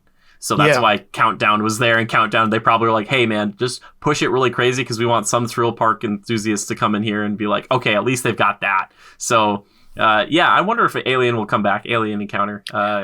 It could. I would love that. I don't know if Disney would be willing to take that risk. If they decided to make more movies, which maybe they will, then you go, okay, here's your tie-in. But do you put it in Tomorrowland? Do you think they'd put it in Tomorrowland? No, they would. I think they would stay away. I agree with you. Hollywood Studios would be the best place because you can say, well, it's not real. It's just a movie. You know, it's like it's inside that universe. They could play it off that way. That, hey, you're part of whatever's going to happen. Just know it's not real. It's fake. You're a part of a movie set. They could, spin it off that way. So if people complain, it wasn't real in the first place, don't worry about it. Yeah, all they need to do now is just gut Star Tours, and they'll just put it in that area over there. And then if eventually they're going to have to do something with both the Star Tours because they're just nowhere near like their actual Star Wars areas. So it just seems super weird to be like, what? Like, it's on the other side of the park. Don't worry about it. They always could play it off as like canon, saying, well, this isn't technically part of Batuu, because you're going to other planets, so don't consider it to be part of the Star Wars universe. That's true. But I do agree, like, there got to be like a countdown for Star Tours eventually. Yeah. I mean, it's still very popular, right? Yeah, I think it is still very popular. It's it's so weird to have that and then like not be attached to the Star Wars stuff. And it's fine, like they don't need to do that. It's just like something, I guess, in my weird theme park. I mean, no, I agree with you. I think the only way you can incorporate Star Tours would be if you decide to expand Batuu and say, well, here's the Batuu stop of Star Tours. Yeah. The departure and arrival gate for it. But, I doubt they'll be changing that anytime soon. Yeah, especially Smuggler's Run existing. I could see where if that was around for a while that they could like, I don't know if you could phase out Star Tours quietly ever, but like that Smuggler's Run exists where you're like, all right, what if we add, 6 or 7 scenarios to Smuggler's Run, so that way people are like, well, Star Tours is great, but at least in Smuggler's Run, it's different every time, and I get to kind of be part of the action as opposed to just like you said before, a passenger, like where you're just kind of like, I'm here. Yeah, of course. Well, Alien Counter, I wouldn't be surprised to see it come back though, and a lot of it's because of the millennials, people who are growing up with this stuff and coming back to the parks and being the people who are primarily spending their money there. Not that families aren't still going there, but there are people, and millennials with kids too, who want this stuff from the 80s, the 90s, like to come back in a big way. And Disney's like, all right, that's why they're doing like their 80s night and 90s night in Disneyland. Like they want to like play into that, Right. It's smart. It's smart Disney. Yeah, well, it figures out they'll cash in on that type of stuff. Yeah. So maybe we'll get lucky and one day I'll be able to actually be terrified instead of just having to listen to it in my headphones and just imagining it happening to me. Yeah, no. If you ever want, obviously you've looked up stuff. You've probably seen things. I one day, if you really want, I'll give you a play-by-play of all the terrifying. Because I remember being as a kid, I was like doing it multiple times. I'm like, man, this is still pretty freaky for me. Like, I think just one day what I'll do is like, I'll turn all the lights out. I'll listen to it. I'm gonna tell one of my family members, listen, within the next 5 minutes, come in. with a water bottle and spray me in the face. I won't see it coming, and I'll feel like I'm there. Exactly. I'm there. It's happening. Like, yeah, just, and actually have one of your family members also walk by with like a flashlight too, because like the real cast member and that's the person that dies. I was like, they paid someone to do that, like to walk around on the catwalks and stuff. Easiest job going forward. It was so weird. Yeah, it's so, oh man, what a crazy, I can't believe that got greenlit back in the day. Like that stuff today would be so much harder to be like, oh my gosh. Oh my gosh. Oh yeah, definitely. Yeah, definitely. I love it. No doubt. But anyway, man, Jack, you're too easy to talk to. I love it. It's so good. But thank you for saying that about Test Track, because I hope you get a chance to ride, back to that Test Track, the newer version of it. It's a weird overlay. I personally enjoy the older version. I know a lot of people like the newer version where you get to kind of build your car and stuff. It just feels way more like a Chevrolet commercial. Whereas like the old one kind of bled into, we were talking about educational stuff before, with like the tram tour. That's why I love Living with the Land, because that one's still like a classic old Epcot, like it's trying to teach you something. And Test Track back in the day was trying to teach you how like the rigors of various like cars going through the testing facility. Like, right, and cool. I loved that queue. Yeah, because it looked like yes, it was an actual working garage. Yes, and again, not everybody's a big fan of that, but like my dad grew up around cars, so constantly being in the garage and seeing him work on cars and seeing it, maybe that's why I really liked it. But just, again, me being that type of person wanting to learn and seeing all these stations and what type of tests they do, I was like, all right, so if ever in a car accident, I know what they're actually doing to try to make the cars as safe as possible. Yeah. Yeah, and people would complain like it was too loud, but the cool thing was it was loud because that's how it would be. And then you go into that acoustic room with all the weird blue pyramids in it or triangles sticking out of the walls, and it like sapped all the sound. Yeah. It was so cool. I was like, This is really interesting. And once in a while they do the kind of like, they would move this metal kind of hammer and it would swing down and it would hit one of the dummies like in the chest. I was like, what? This is so neat. Yeah. So if like I said, it felt like you were actually at a GM testing facility. Yeah. It was like, all right, this is really cool. It's a way to bring you into what Test Track is all about. Yeah, and there's that. And you said, the new one doesn't really feel like, it's more about designing the future of cars versus what the actual car is now. Yeah, which is kind of weird. I do also miss the corny pre-show where they have these people who are like your test, handlers, and that one lady's basically going to kill you because she puts you in like the crash test sequence. She's like, pick some tests, and she like hits this thing, and it's like the crash one, and he doesn't notice, and everybody's like, wait, what? Like that stuff is so good. She's like, I'm trying to get fired. Yeah, she's trying to get fired. She just wants to kill everybody. But I love, man, that ride. It's such a fun concept too. It's just like, what if you were a crash test dummy that they were trying not to kill, but they're like, this is how you would test the cars. Like, here's a brake test with 6 people sitting in the car. It's like they would never do this. Right. But like in the confines of the ride, it's great. Yeah. Now it's just like, here's the brake test. They're just like, and the brake test. Like that's the new ride. Here's your results. Thank you. Yeah. They're like, keep moving on. Yeah. But it was also like, it's things that you wouldn't do in your own car. Yeah. I think that was the best part. It's like, okay, you're going to go like 70 miles, 60 miles, 70 miles per hour. You're going to go through these brake tests. You're going to go through these suspension tests. Like I would never put my car through those tests because my car wouldn't make it. Yeah. So it was fun because it's things that you just wouldn't do, in everyday life, with a vehicle itself. And I guess really enjoyed that type of concept. The new Test Track looks fun. It's just when you experience one thing, you're like, I like the old thing better. Yeah, exactly. And that's why it's like, and it's such a unique idea to put like a car on like a curve outside of your building that like goes around. Like that's a real attraction to me where I'm like, that's weird. Like that's different. No one's doing like that's like, but I love Radiator Springs Racers. Which is the same ride system, and that it doesn't go as fast, but that one is I've come to love it more than Test Track just because there's so much going on in that ride. Look, I didn't realize it until I was watching the vlog you did that the whole rock work is very nice, it's very beautiful. Jack, especially at night, man, it is gorgeous. Like I just rewatched Cars because I'm not a big Cars fan, but like watching that and like going to see it, I was like, they did this as best as they possibly could. Like. It's really like the different like strata or stuff like that. I was watching a video about this. Like they actually tried to make it so it seemed like it was real. Like it was all real. Like the rock was like, you could see it historically. I was like, oh my gosh. Like, yeah. It's a good ride, man. It's cool. It's weird though too. Like they have you like walk through Radiator Springs, but then on the ride you like go through it again, but it's like smaller because like you're in the ride. I'm like, but okay, not a big deal. It's interesting. You're in a car. Don't worry about it. Don't worry about it. It's a sentient car, all right? Don't worry. And you're riding in it, and everybody's cool with it. But yeah, no, that ride it's excellent. And the whole racing aspect of it it's just fun. It's just a really good ride. It gets to like 40 miles per hour, and the one in Orlando is 64.9. There's the joke that they don't want to go to 65 because that's the speed limit down there or something. Like, I don't know if that's true. That's what I heard. And people are like, why would they follow the speed limit when it's a theme park attraction? I'm like, because you're in a car. Yeah, exactly. You're gonna get out of here and go, hey, listen, we just did 65 on test track. Let's do 65 on I-4. Don't worry about it. Nobody's gonna catch us. Exactly. Yeah, they're like, all right, so Rock and Roller Coaster, we were thinking about going like 70 miles per hour in the launch, but we're like, we want to obey the speed limit, so we're only going to like 57 or 58. But don't you even worry about it. And it's like, people aren't looking at that super stretch limo and they're like, that's the exact same thing as my car. Yeah. Like, don't worry. Hit 70. We're going to go 70 in 3 seconds with a super stretch limo. Trust me. Yeah. Okay. Which reminds me, back to what we were talking about earlier. I wonder how long it'll be until they get the rights back for like some of the like Avengers for the parks in Orlando before they change Rock and Roller Coaster to the Iron Man one that they're doing in Paris.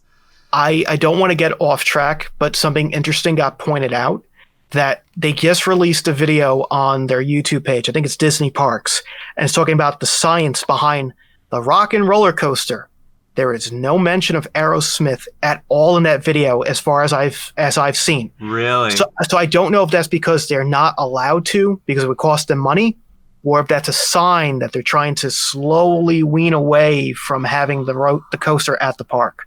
Really? Somebody pointed that out, going, do you think that's because the deal with Aerosmith's about to end? And I was like, I know nothing of that deal, but that's very weird that you won't mention that at all in the attraction.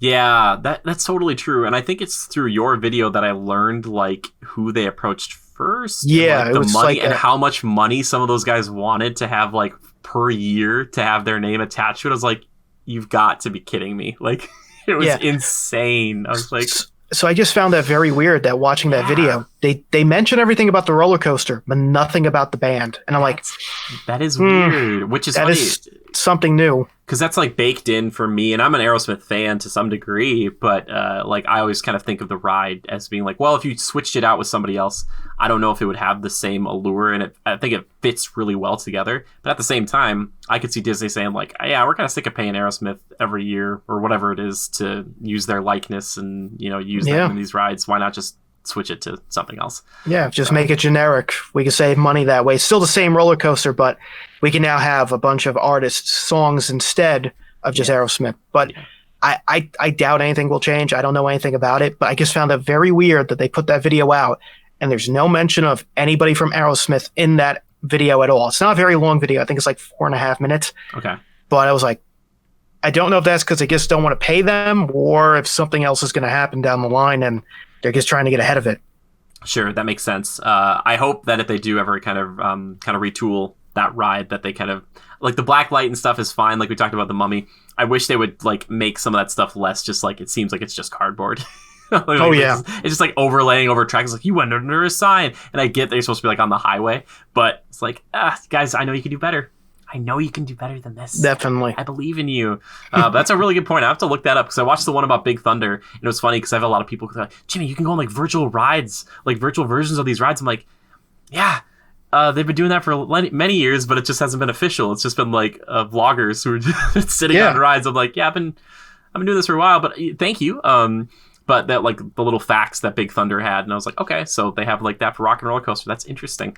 Okay. Yeah. That was yesterday. Somebody sent it to me and they said it. I was like, okay, that's new. That is something to look into. That is weird. Okay, cool. That's interesting. Oh, that is interesting. I would be kind of hurt if Aerosmith was gone, but at the same time, I think it's just a matter of time. I just hope Tower of Terror in Orlando, people will throw a fit. People will be very frustrated. Oh yeah. If that ever is even like hinted at in a Disney Parks thing, people will be like, get the chains out. We're gonna Mr. Toad this. We're just gonna like wrap ourselves to the building. Like, no. Yeah. Well, we'll see. Anyway, let's wrap it up here a little bit. We've got 2 brief segments to go. We've been going for a while here, Jack. I knew we would. I love it. I tried to tell myself, let's keep it to like an hour and a half, but I stopped paying attention to the time, and now I'm like two buddies having a chat. That's all. That's fine. And you got to edit this video. I'm like, oh man, no, it's gonna be editing this video for a while. You move out a few things, keep a lot of it in there. Plus, these are weird times where people want more stuff. So I've stopped worrying about. That's why the vlogs are insanely long, because usually they would not be that long. I'd be like, I'll never make things like over an hour, but now I'm just like, I'll just put it all in, make it 2 hours. Right. I don't care. But anyway, let's move into that segment of the show where we talk about the things we've been watching, the video games we've been playing, or as I like to call it, time killers. Yes. So, Jack, what have you been killing time with, man? What have you been? If you've had any free time, what have you been doing?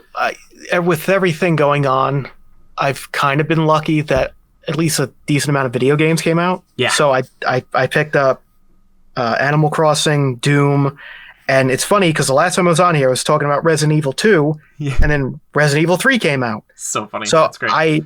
I've been playing those three. Probably more time with Doom Eternal than anything else. Nice. And I'm shocked that a game like Doom was very good. 2016 Doom was very good.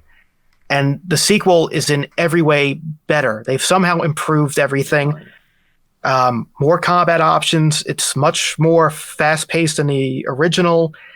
And the weirdest thing is that the levels are not like 10 to 15 minutes. They're like 20 to 30 minutes. So like for a first-person shooter like Doom, that seems a little bit out of reach. Like that's nothing, but it doesn't feel that long. Cool. So I really enjoyed it. I've already completed it twice. Nice. Wow.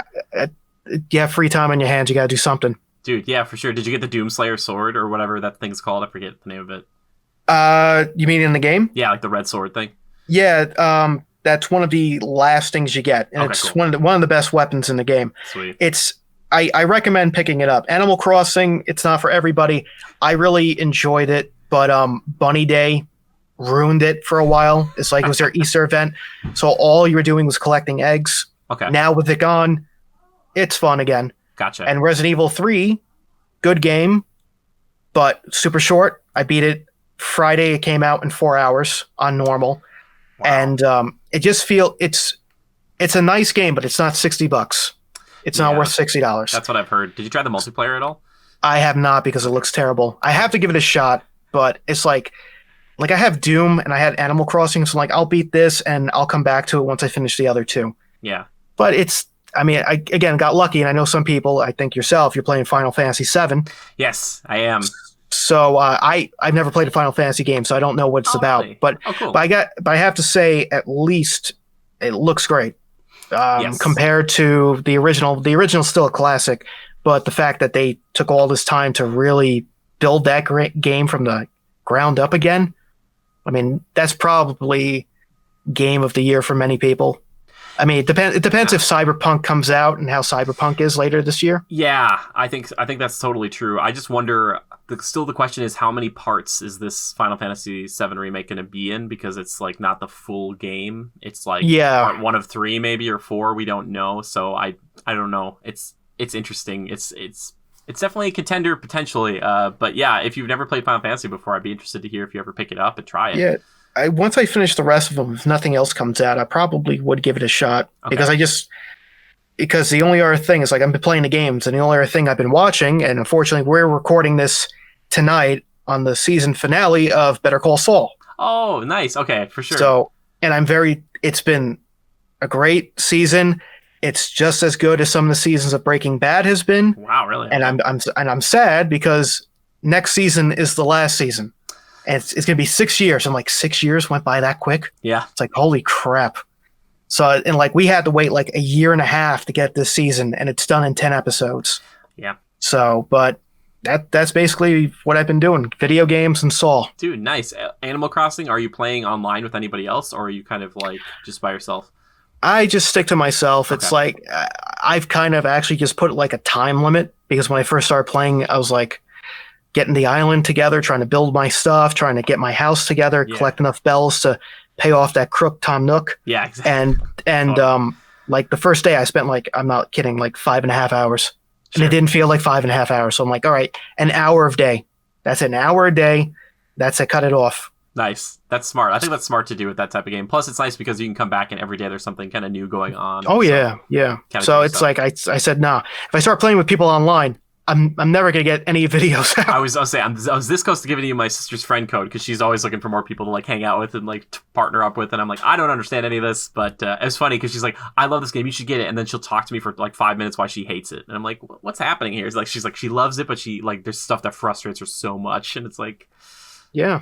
Yeah, I mean, it's like I didn't grow up playing the Animal Crossing games. This is actually only the second I played City Folk for the Wii, okay, and that was an okay game. It wasn't great, but like I grew up more playing like The Sims.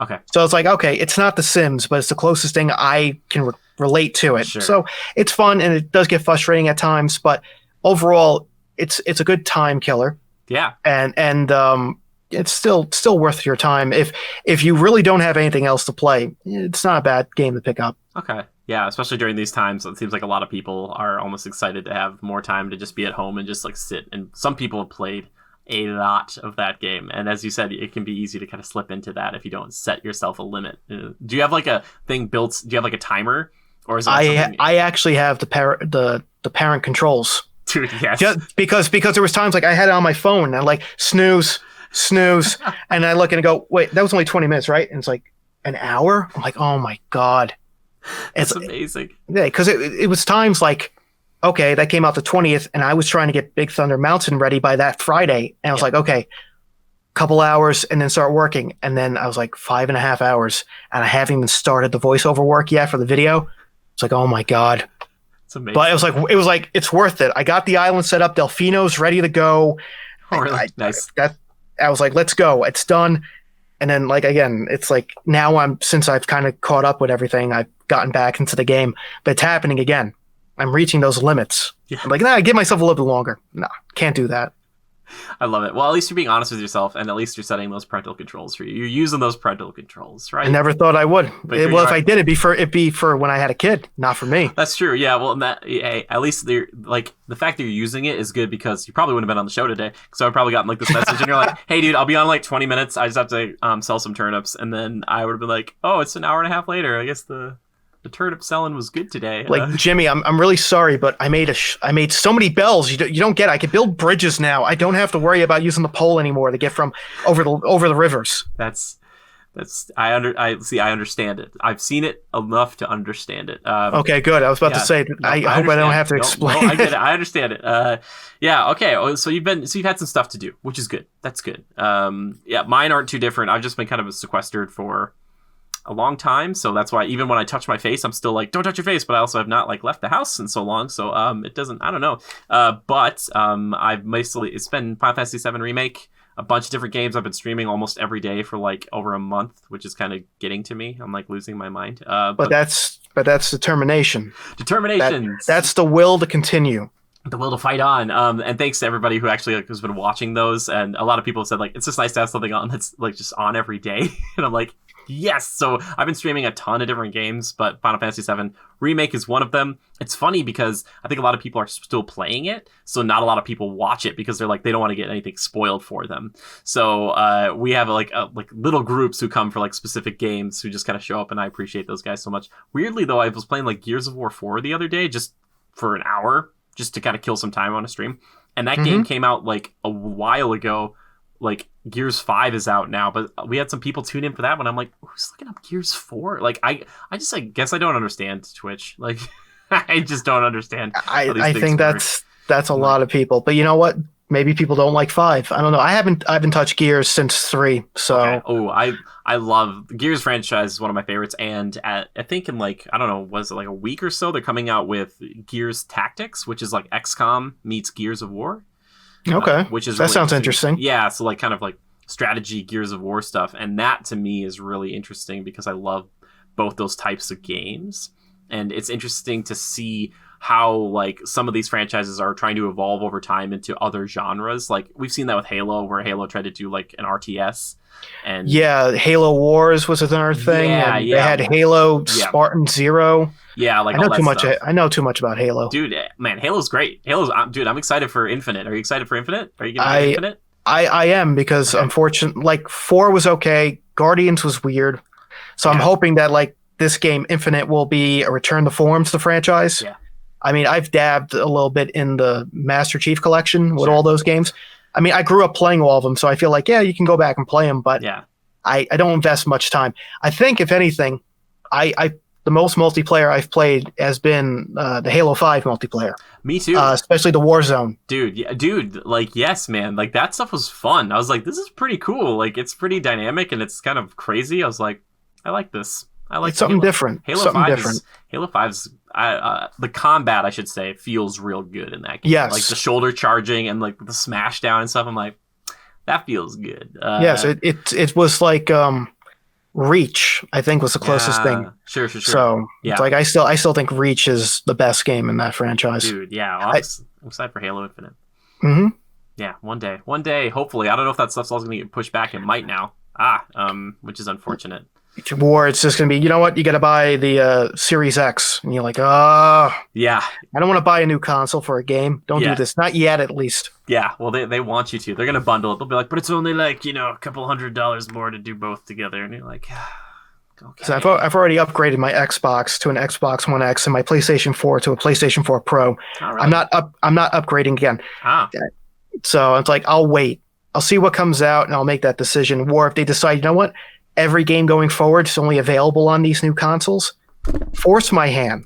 Sure. That's the only way. Yeah, and I don't know if they will do that because Microsoft has been really nice about like saying, oh yeah, if you want to play this, like even a few weeks ago or like a week ago, I downloaded a game from 360 just onto my Xbox, and I was like, oh, they're like, yeah, you already own this game, just install it. And I was like, really? It was like an arcade game, and I was like, okay, cool. Like, that's sweet. That's so nice of them to just be like, nice. Like, you own it, it's your right to play it. And I'm like, cool. They're trying probably to make up for how bad the Xbox One was. So Yeah. I don't blame them. Competition's good. Get Yeah. back in the game. Yeah, I still have my Xbox One just sitting down here, and I've had the same controller ever since like almost launch, like around the first Destiny, and it's still just like a workhorse.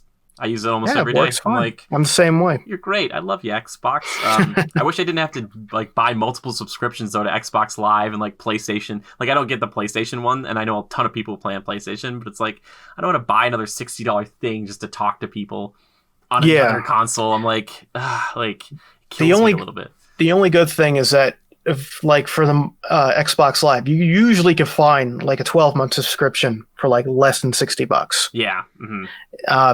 PlayStation, not really, Yeah. because I'm the same way. I have both of them because I play with friends on both consoles, and it's PlayStation. I usually have a harder time. I have to pay full price. I can't find it on sale. Where if you find it on sale, it's like $5 off, $10 off.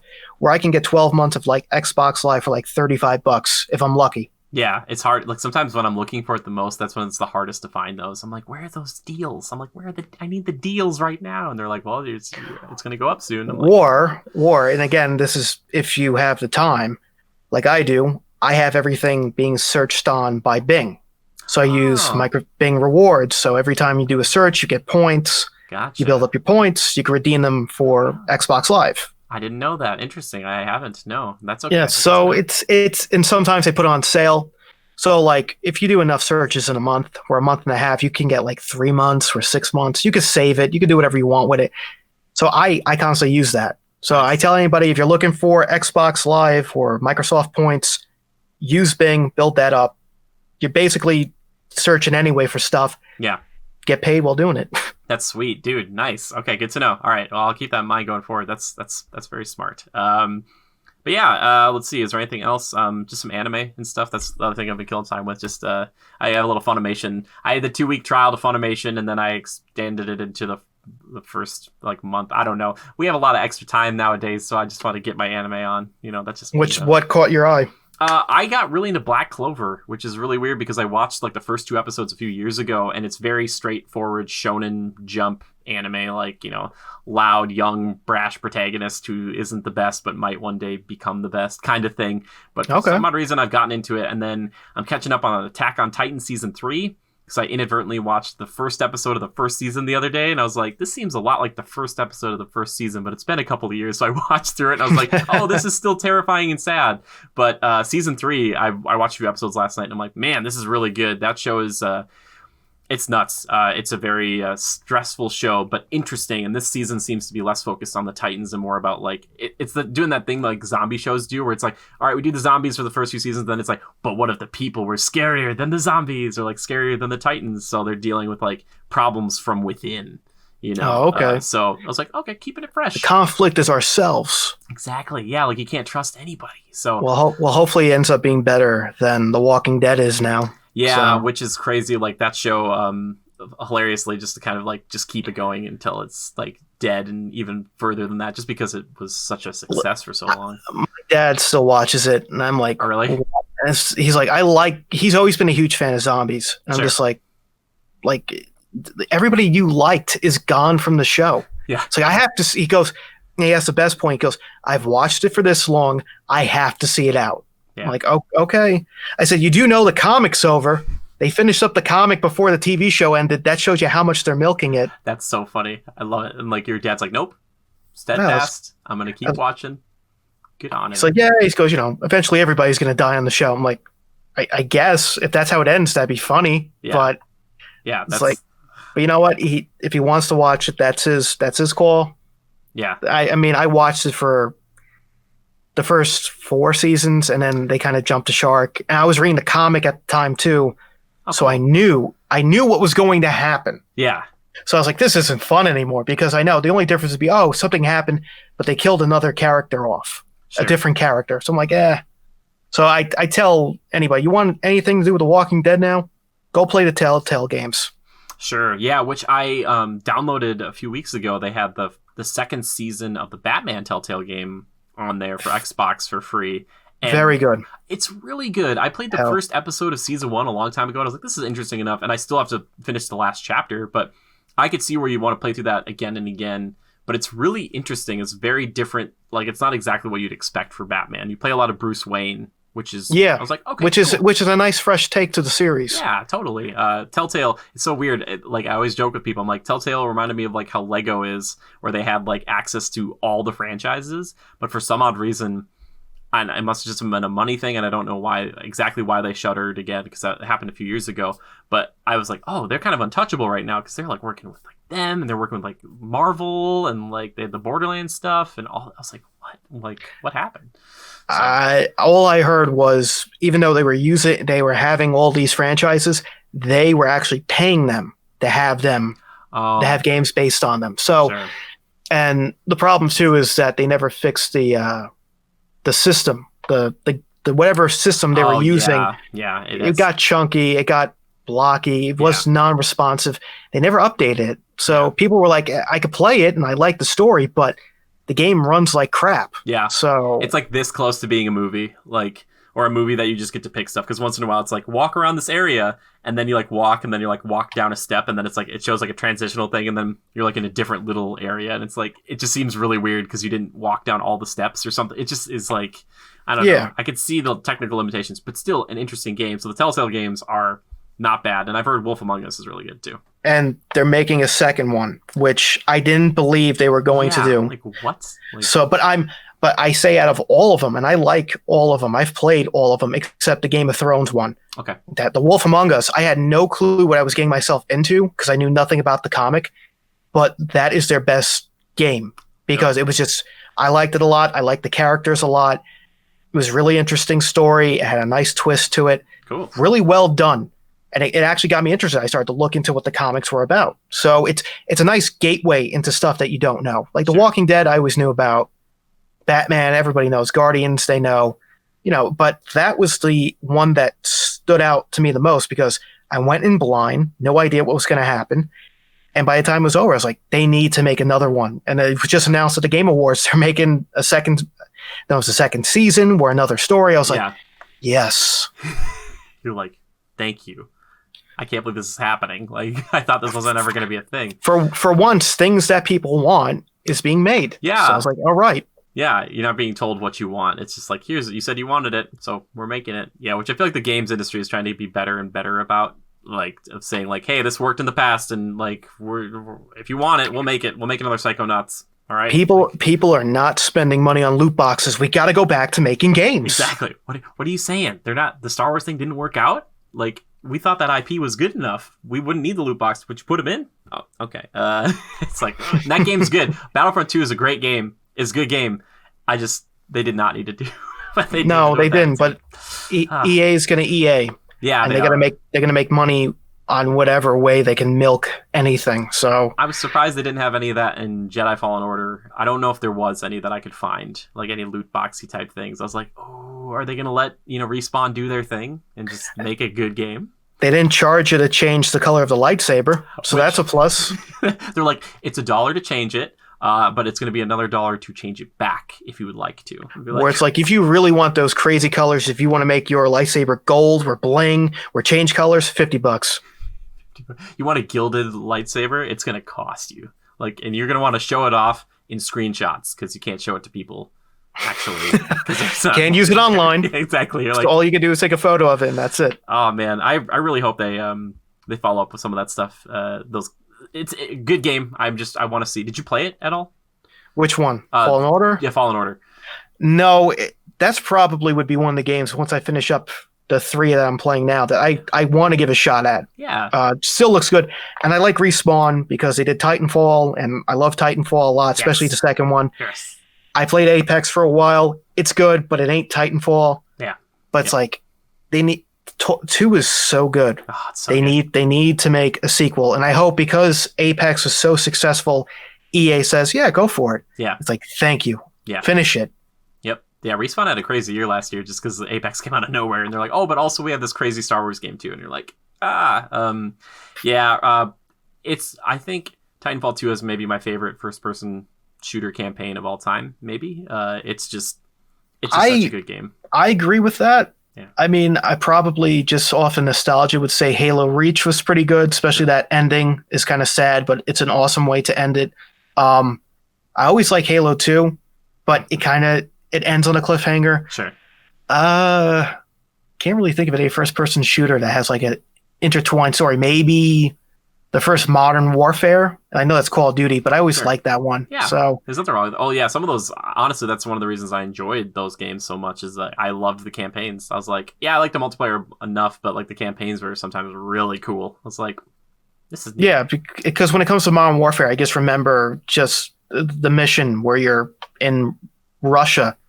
Yes. And you're playing as I'm forgetting his name, Captain Price as a rookie, I think. Yeah. And it's just that level stood out and still stands out. Yeah, it's just so well done. The assassination mission and whatever, and the German Shepherd and all that. I think about that a lot actually. And they're like looking at the flag to see it with like the wind and stuff. Man, it's good. Well stuff. Done. It's so well done. I want Titanfall 3.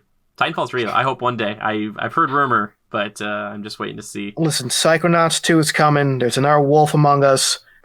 It'll eventually happen. Yeah, Final Fantasy VII got remade. It has to. Come on, they'll make it eventually. But yeah, I'm hopeful that Respawn just gets to keep doing what they do because they are wonderful. They're really really cool. They're excellent. But okay. Well, there are all of our time killers. Just nicely wrapped up into a nice concise little bit there for you. And now we're gonna move into the last segment of the show, my favorite segment, which is community feedback and questions. Got a few questions in here just for you, Jack, because I knew you were going to be on. For you specifically, like how dare you? No, I'm just kidding. Am I on the hot seat? You're the hottest seat right now. So this one comes in from Missile Mage. This comes in from our Discord. He says, your approach to make 2 unique attractions for a new theme park opening up. One ride has to be linked to an existing IP, whereas the other you can go as wild as you wish. What attractions do you decide to make? So if I had to make an attraction, it's not linked yet, so we won't say it's there. But if I had to go all out, I still like some type of Pokemon Snap attraction. I like to be in my own thing with animatronic Pokemon where you can actually take photos of those Pokemon. It's not that crazy, but it could happen. I'd like it to happen. Mind. Do you know how much I love Pokemon Snap? Have we talked about this? We haven't. Okay, Pokemon Snap. But I'm pretty sure that anytime I mention Pokemon Snap to anybody, it's like, that was such a good game. And then everybody goes, why is there no sequel for that? Because, Jack, you know what it would be nowadays? It would be them. You'd be in a little car going down a city alley, and it would just be the Pokemons are they're literally trash now. Like they're trash bags and stuff. And it'd be like, take a picture of that dumpster. It's like that Pokemon. Isn't that cool? Like it wouldn't be the same. I don't know. I wanted them to make a sequel, but now that there's so many crazy Pokemon, I don't know what you do. Like, you just do the same thing. I just want them to Breath of the Wild it a little and, like, just have a free-roaming Pokemon game that also has a photo mode built into it, you know? I'm surprised.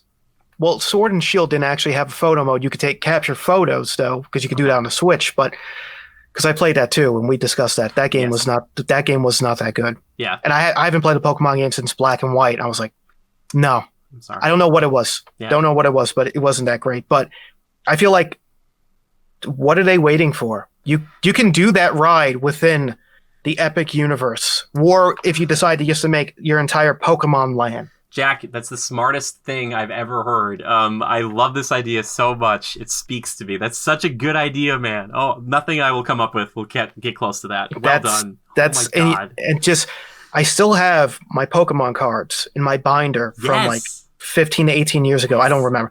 And on the binder, I don't know if you've had to have done it, where the stickers you could print if you went to Blockbuster and you put in your memory card. Mm-hmm. So I still have, I swear I still have that somewhere in my closet with all those cards. Dude. And it's like those are, that's a game that I still remember a lot of. Yes. And the other one was an IP that's already existing in a park and how to link it, right? The other one, now that you already have done your IP one, you can make one. You can make any. Well, let's just say that because technically Nintendo isn't around yet. Yeah. But if I had to create one to link it, oof. I'm trying to think out loud here. That's okay. You can think out loud. I would always like, I mean, it won't happen, but I would always like to have another Marvel attraction in Universal. Yeah. I mean, even if it was like, I know they can't, but if you were able to create an Avengers attraction, or even give the Fantastic Four their own ride. I don't know what you could do for that, for different people, for different types of ride experiences you can have throughout it. Mm-hmm. But I feel like you're stuck in the same boat where it's like, oh, that has to be motion simulator screen-based. And you're like, yeah, not really. Yeah, which I'm pretty sure I don't think it would work. That new Avengers ride over in California will probably be pretty motion simulator-y. It has to be. And not to get off track, the worst part, they said, it's not canon in the MCU universe. So it's like, what is it based on? Are you actually getting the actors then for this or not? Because that's going to be a question. Yeah, well, they could say it's like, maybe it's just because they don't want to have like a fight over Wakanda and just be like, they could do that and they could just be like, yeah, we never talked about it in the movies. Like, we don't see everything. Only because I bring that up because the Spider-Man ride's supposed to open this summer, and they've really haven't said much about it, and there's no confirmation that Tom Holland is doing the voiceover work at all for Spider-Man. Oh, really? I haven't heard anything. Dang. Maybe it's going to be a big surprise, but I feel like you have to because Guardians of the Galaxy features those people from the MCU. Yeah. So how are you not going to do that? I think it has to. It's too close to it, too. It'd be weird to not have him do that. Which, by the way, some of those people who I've met in the parks who play Spider-Man sound like on point, like it's him. Like, so they're probably going to use them and say, "It is Tom. Don't worry about it. Don't take your mask off. Don't take your mask off. Don't take it off. Listen, you can't. You got to protect your family and Aunt May and everybody. Oh wait, I already know who she is. So too bad. Exactly. Yeah, that's true. Yeah, she knows. She understands. It's Marissa Tomei. Yeah, but I would like some type of new Marvel attraction linked to Spider-Man and the Hulk. Have it somewhere combined like that. If you could do anything. But like, I can't really. I'm like thinking. That's okay. What else? You can't do. They're already doing Potter again for Epic Universe, so it's not really can link anything. Oh, they are. I haven't looked too much at Epic Universe. What are they doing for Potter stuff over there? A video came out today by Orlando Parkstop talking about it being mostly based on Fantastic Beasts, which might be hit and miss. But if they've knocked it out of the park with Hogwarts and Diagon Alley, so I'm confident they'll knock it out of the park with whatever they're going to plan for Fantastic Beasts. Yeah, I've heard it's going to be set in New York, maybe. I haven't watched the entire video because it came out literally like 20 minutes before we started. Okay. So, but I would definitely give that a look. But it's Fantastic Beasts, How to Train Your Dragon, Universal Monsters, and Super Nintendo Land. Okay. With 2 areas for expansion in the future. So Pokemon Land might happen. It could. Yeah, that's true. That Pokemon Snap idea, man, that's fire, dude. That's so good. And you could, over the years, you could change that up and stuff. And you could get people to pay so much money to take the pictures on the ride and then like select those pictures to buy. Because people are like, yeah, I took this amazing picture on the ride. And like, Just imagine you come in contact with a Charizard, real life Charizard. I'm not saying it has to breathe real fire, but no, it does. I would love it. They're like, we're losing a lot of money on real life Charizard. That would be so cool, dude. But I think those would be the 2 options I go with. That's so great. There's nothing I can come up with that's going to be better than that. I'm actually working on something, and I know I've talked to you about it a little behind the scenes. I'm looking at my whiteboard here because I've been working on this for a while. So like a special kind of that idea. Like kind of making up your own Disney rides or theme park rides and maybe a new world or land or I should say just park in general. And the more I dive into this though, the more I realize that there's like I need to watch a ton of Disney Plus movies and like do a ton of research because it's going to be like the biggest wishlist video I've ever done. Because usually my other wishlist videos are like, I would love it if this and this happened. This one's like, all right, so that idea, but that's just one segment of the park and like trying to detail everything out. Right. Like this is kind of nuts. So but your idea is very ambitious, so you need to have ambitious planning for it. You're darn right. And I'm just hoping all it is just one of these days Disney will recognize me, in multiple capacities, and they'll be like, he's an Imagineer, but he's also one of our best actors. And but he's like, or they'll go, who came up with that? Yeah, all right. It's probably don't pay him. Take it.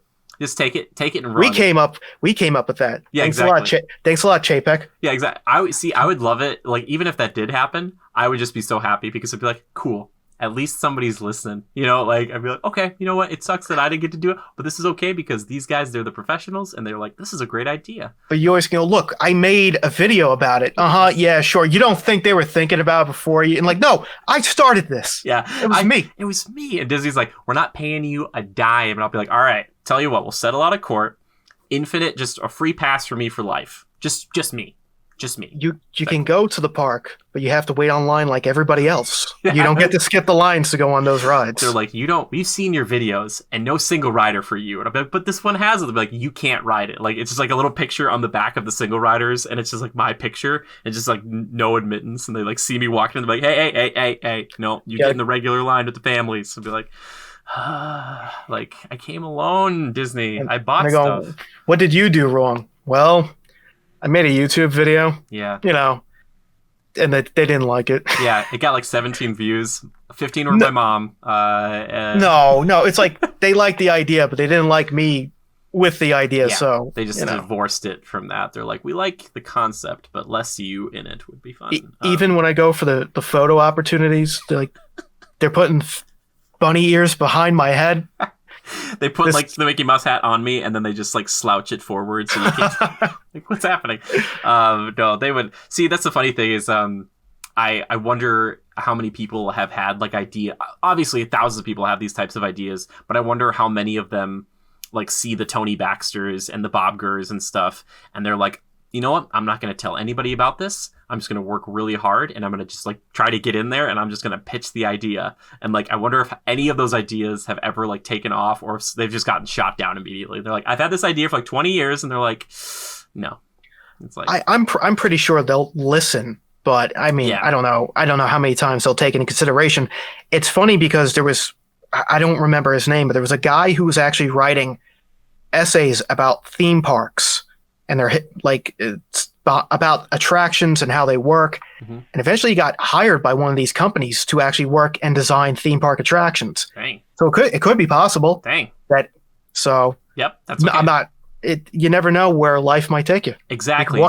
Open to the possibilities. Jack, you and me making rides together would be great. I have the ideas. I just have no technical know-how. So I'd be like, can you just make this? I'll just do what Walt Disney did. He saw a picture. He like took a postcard of the Matterhorn. He just sent it back home, and he's like, make this. And it's like, sure, boss. We'll just make a mountain in the 60s or the 50s or whatever. It's like, great. They're probably looking like, God damn it, he's wanting me to make a mountain. I just wanted to make just a simple ride. They're like, oh, hey, look, it's a postcard from Walt. They're like, oh, this is pretty cool. Just, oh no.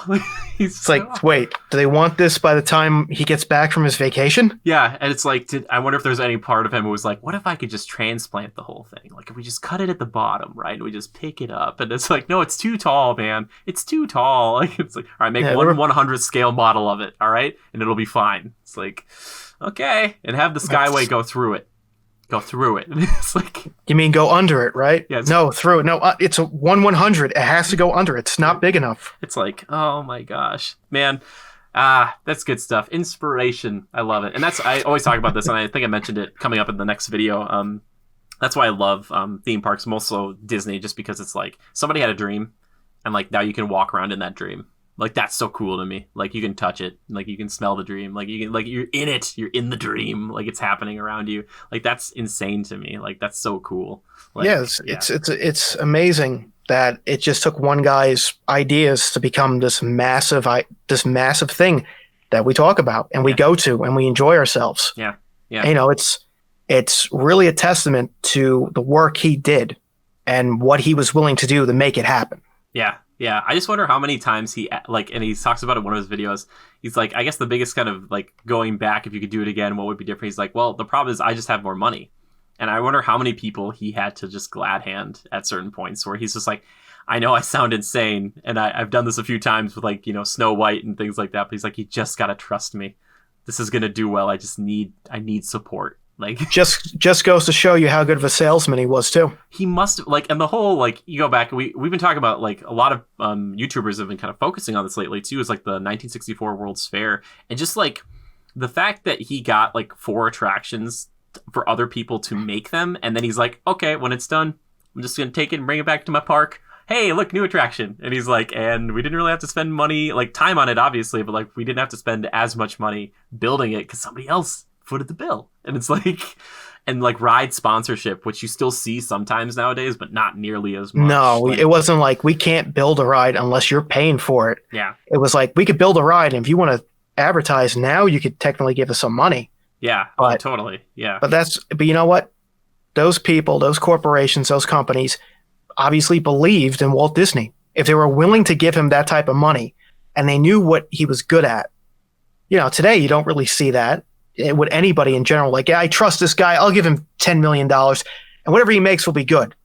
But it's like Walt Disney was like, okay, I'll make you something. You'll have your input and I guarantee that people are going to love it. Yeah. And, you know, like you said, you mentioned those 4.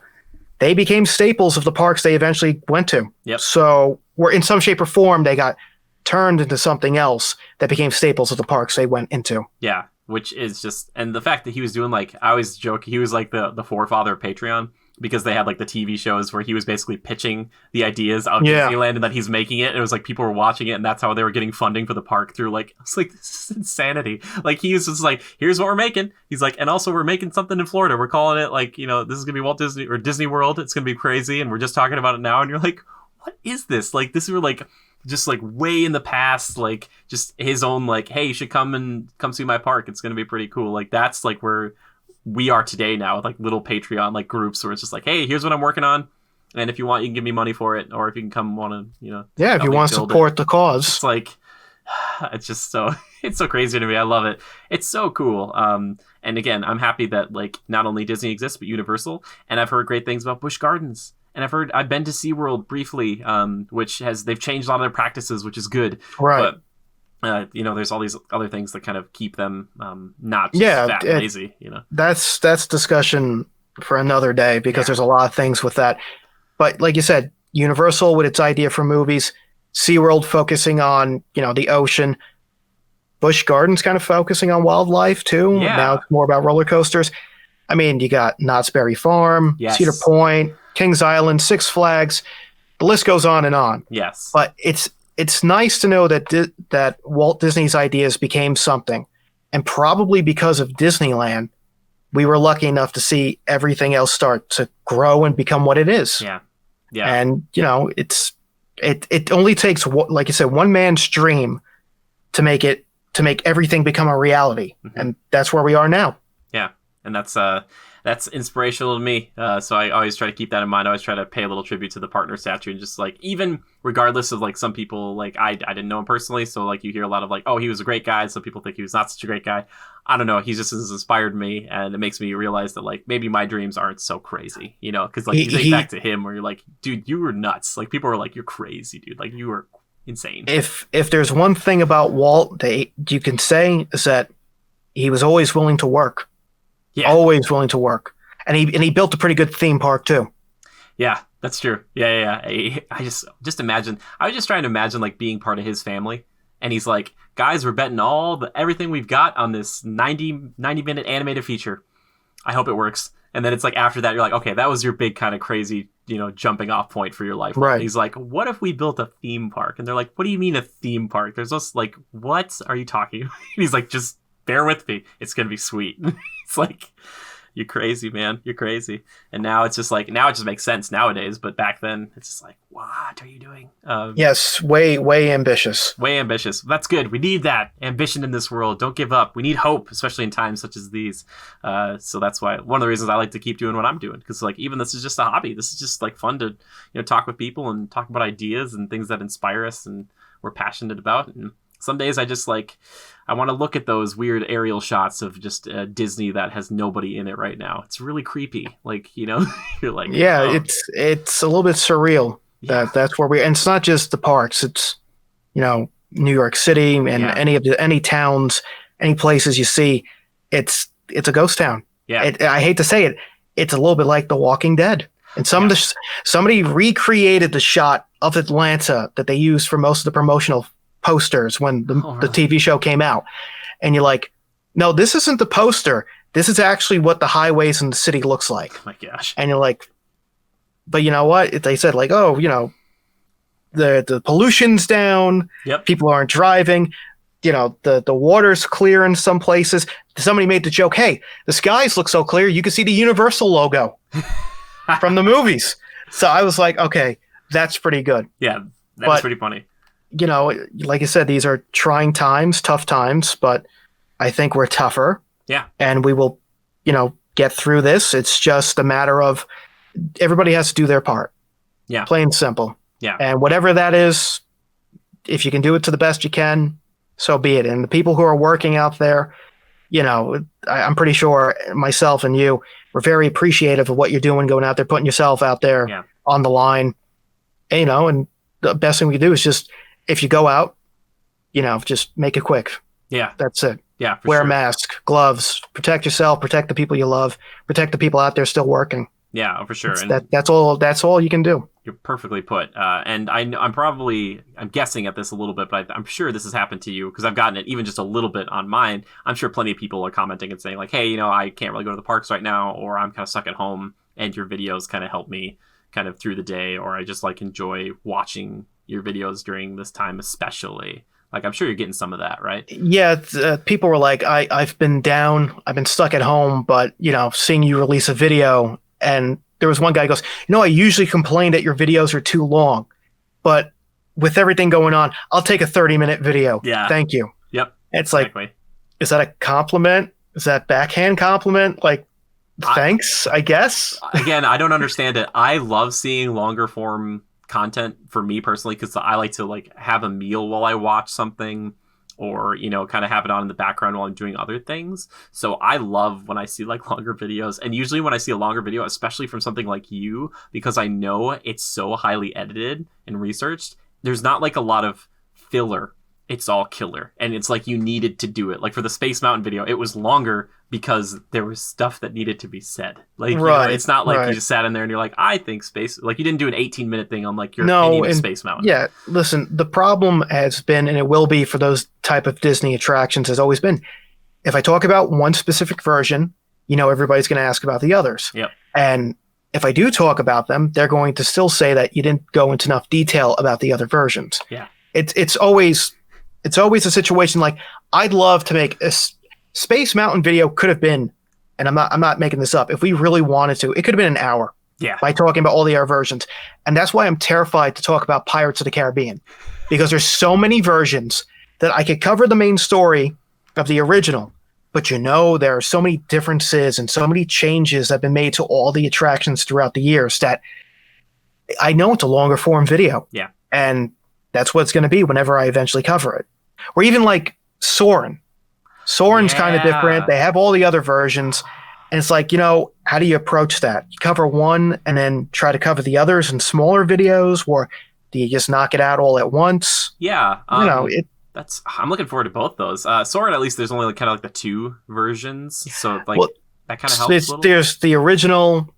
Is Soarin' over California a different version? That's the original version. That is the original version. Okay. Yeah, and that's the one that's kind of going on, or it was when I was in California, which was so nice because that's where it was built and made. And when they moved it over to Florida, there's a lot of people who were like, "Why are we flying over California specifically?" Right.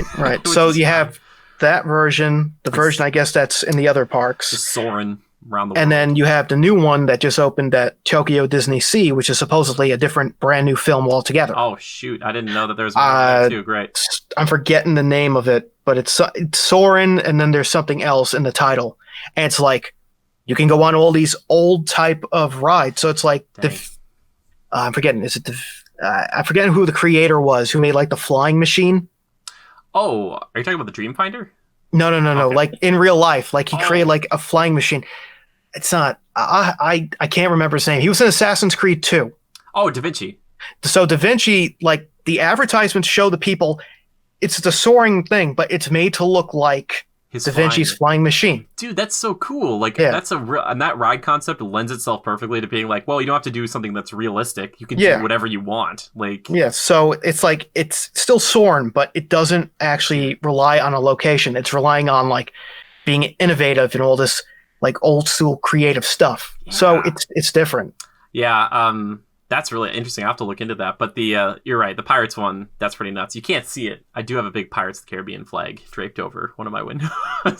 Pirates is it's an amazing attraction, but despite the fact that ride is already hard enough to cover by itself, and then the one in Orlando and all the changes, but then like the one in Singapore or whatever is way different. Yes. That's why I'm like, people are like, hey, you got to do it. I'm like, yes, I will do it eventually, but I need like the time to do it. Sure. It's not like it ain't 2 weeks between videos to get that done. That's like a month. Yeah. Well, have you ever considered it might be kind of redundant, not as fun for you to like go back and be like, I'm just doing the Disneyland one. And then maybe in a couple of years I'll do the Orlando one. And then maybe in a couple of years I'll do.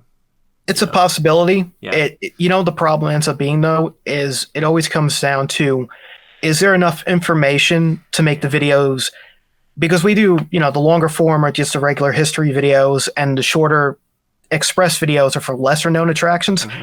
I think doing like, Pirates of the Caribbean in Florida as an express video, people are going to be like, that is not an express video, dude. That's a longer video. Yeah. So it's like, it's the same people who want me to cover Jurassic World. And I've kind of said it, that eventually I will redo Jurassic Park to now make the final part include Jurassic World in its entirety. Sure. Not just, Jurassic Park's going to close and then 9 months later, Jurassic World will open. It's like, no, you'll get the full story from beginning to end. Cool. But the problem is, ride's closed. And if it ain't complete, like, I want it to be complete before I actually start talking about it. Yeah. So totally. It's not a major like priority, but I might go back and do some of those attractions where, even like you said, go with that idea that if there's a lot of history between similar versions of the same attraction, then maybe it does warrant its own type of video. Sure.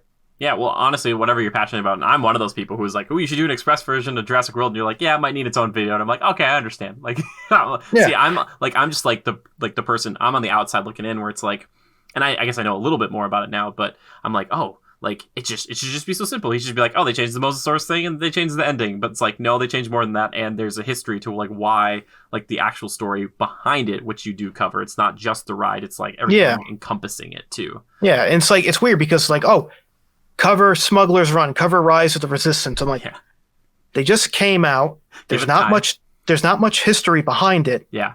And you also got to remember something here. It's like, I also don't want to spoil attractions for people. Yeah. Like, if you haven't experienced it yet and you watch the video and then you know what happens, I mean, some people do that on purpose to see what they're going to get themselves into. Sure, yeah. But I know people be like, dude, spoilers, this ride just opened like 4 months ago. Like, Yeah. I will say it, and people won't believe me. I have not watched any videos of Hagrid's because I don't want the ride spoiled. And it's like, I talked about it to some extent, but I didn't actually watch any footage, didn't look for any footage, didn't want to know what the ride was about because, at least for the first time, I want to experience it not knowing anything. I want to go in blind. Yeah, dude. Oh my! Like now, my new dream vacation is like to meet up with you. We go do Mummy, and then let's like Hagrid's, but you go like at night or something, or like whenever. Like that'd be really cool. Yeah, I think you'd like definitely. it, from what I've seen, but I won't say anything. That's the trick with spoilers, though. I'll say it to anybody watching this or listening: if you want to not be spoiled on something, if it's in the title, I love you. Don't click it. Just like even if you think you can kind of like listen and not like watch, just don't look at all. Just save yourself. You know what I mean? Like don't like it was so hard to avoid Rise of the Resistance spoilers because Disney YouTubers were putting it in intermittently, like in their videos and not saying anything. And it would just be like, "Hey, you're watching this video," and bam, there's like 5 seconds. Not you're like, cool, man. like what? And I get it because I've had that problem in the past where I've like learned like what to put in. So like I've had to put like warnings on my videos Right. of like Rise of Resistance spoilers are coming, but I don't know how long. How long do you wait? You know, that's the other thing too. Do you wait like a year? Do you wait 2 years, 5 years? I don't know. Probably a year. I mean, Yeah. I probably feel like the rule of thumb is that if it's a brand new attraction and I haven't gone on it yet, I can't cover it. Fair enough. I just think that works the best way. That's fine. Sure, I can start putting it together, but I would never like where people like do the new Runaway Train attraction at Hollywood Studios. Oh, yeah. Absolutely not. Yeah. It just opened in February. I'm not making a video on it. There's no history behind it. Yeah. If I when I do the Great Movie Ride, I will mention it, Yeah. but I'm not going to give it its own. What can I offer that makes it a theme park history video? You know what I mean? Yeah. If it was like, like Potter and there was a lot of history behind how it came and it's a unique attraction, sure. This is like, well, Great Movie Ride closed. They decided to make a ride about it based on the new Mickey animated series, blah, blah, blah. It uses this type of ride system. Here's the ride. There's nothing else to talk about at the end. Yeah. It's not going to be an interesting video. Yeah. Which, side note, I always wanted to go and watch like all the Great Movie Ride movies, but that was way more appealing to me when Great Movie Ride was open because I would like go on the ride. I'm like, I don't know that movie. I don't know that movie. And I do not know that movie. But now that it's gone, I'm like, I don't know if I want to go back and watch it. It might be kind of painful. I'll be like, I'm watching Footlight Parade for me, I guess. Like, I'm watching it now. It's like, well, I got time on my hands now with everything going on. Sure. Maybe but that's it's true. like, that's true. But it's like if you watch it and you don't like it, you go, man, I just watched it. I feel like, don't take it the wrong way. It's like if you watch it, there's now no payoff because you can't go in where I go, I know that scene. Exactly. I know that scene. Exactly. It's like there's nothing there. Yeah, because I've tried watching The Searchers, and it's not like John Wayne's not a super nice dude in that movie. Anyway, but yeah, you're totally right. I would rather have you do Great Movie Ride before Mickey and Minnie's Runaway Railway because there's way more history, and like that another hour-long video potentially could be that one because you could be like, yep, and each of these movies and how they got the rights to each of these movies. Like it could be, that could be super long. Like, there's more information available for that than there is for these newer attractions. Oh, for sure. And that's not saying you can't make videos on them, but the way I approach a video, it's like you got to be around for at least 10 years. You got to have a lot of information on how you became a ride and the construction of it. And obviously, when you talk about the ride portion, if there's anything available to show what I'm talking about, that'd be great. Yeah. And people want me to cover, like we talked about these smaller theme parks and whatnot, and I'd love to. Yeah. But if you got no footage, no photos, what am I supposed to show? Yeah. It's sometimes a struggle. And it's like people want me, and I don't want us to get off tangent because we're going long, but like Knott's Berry Farm and Kingdom of the Dinosaurs were planned for year 2. The problem is information out there, while it's there, kind of hard to find. Sure. And footage of both attractions, like there's footage out there, but it wasn't going to work. Yeah. So I'll find a way to eventually cover them, even if it's not the same format I do. Mm-hmm. But I was like, if I don't have anything to go on, if I ain't got 2 of these 3, I can't do it. Yeah. No, so that makes sense. Because the way we do things, if I put it out, people will point out immediately that this ain't right. There's a lot more stuff you didn't mention. Why isn't this? So it's like, if I cover anything, I always want to try to cover it in its entirety. I don't want to leave, like if I don't have photos, videos, construction, it kind of doesn't fit into what a theme park history video is about. Totally. Yeah. Well, and another thing you were talking about earlier, kind of like the patent with the ride vehicles and stuff. Sometimes that information and like the behind the scenes videos that inevitably they put out for these things is not something they show for something like Rise of the Resistance really early. Like they're not going to show it right now because they want to keep it like, this is our thing. We don't want other competitors to look at this. And even though we have a patent on this ride vehicle, for them to be like, oh yeah, let's try to learn what we can from that. But then like you get like the Imagineering story and they're willing to show you stuff from older rides because they're like, yep, this is the ride now. Like, and it's been here for decades, and that's easier to make a history video on because you're like, look at the history. Well, the thing is too, is that like you said, Disney and the Imagineering story, they have that. Yeah. They have all that sitting in a vault somewhere and like, please, no, we're doing it before you do it. And my biggest pet peeve, it's not really a pet peeve, but what's like the worst thing is like I put a video out and then like 3 months later I'm looking for stuff and I find another video which I'm like, oh, this would have been so much better to include this. So like an example is Jurassic Park. We used a lot of the footage, promotional footage that they showed off on TV specials. Mm-hmm.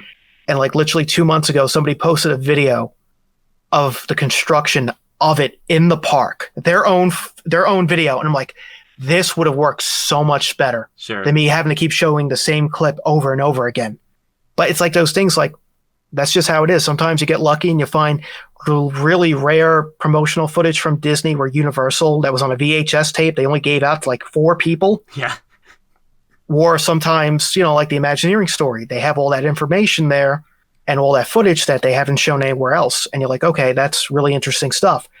Mm-hmm. But, it's just to each their own how they present it. Yeah, well, and then when you make your Jurassic World video one day, you can just use some of that cool Jurassic Park construction to be like, this is here, we're putting it out. It was, I don't know if you watched the entire Imagineering story. There's like one moment where one of the Imagineers, I think it's Marty Sklar, he's like standing in Pirates of the Caribbean and the music's off and nothing, and like the voices aren't, and like the animatronics are just moving behind him, but like nothing's happening. And he's like, yeah, I'm standing here in Pirates of the Caribbean. Like, this is super weird. Like, it'd be like walking in Small World without the music. It'd just be like, that's it. Look at it. This is the ride. Yeah, just imagine you went on Jurassic Park and now the dinosaurs were roaring, were screaming, but they're still moving. You're like, is this a fever dream? Yeah, I would be excited about that. Those raptors when they kind of slide forward on the little I don't know, like the little ceiling thing. Yeah. It's so funny. I love it. I wish Jurassic World would have been open. Curses. Oh, well, I'll have to go back. That's fine. Yeah, man. Well, dude, thank you. This has been so much fun. I guess we probably should wrap it up. This could be one of our longest shows ever. I love it. This is great. This is so good. To anybody watching, thank you so much. If you ever have a question for myself or a topic for this specific show, for me, not for Jack, all you have to do is tweet the hashtag Critical Podcasts. I can be found at GoCritical or my personal account, which is at JimmyGood013 over on Twitter. But if they just want to tweet at you, Jack, where's the best place to find you? You can find us on Twitter at TPHYouTube because Theme Park History does not fit as a handle. And if you're looking for us on YouTube, if you basically just type in Theme Park History, we're usually the first thing you find. Mm-hmm. Yes, and I've talked about it before. Jack's been on the show before, and I consider you a friend. I really enjoy just chatting with you, but I was legit, before I knew Jack, a fan.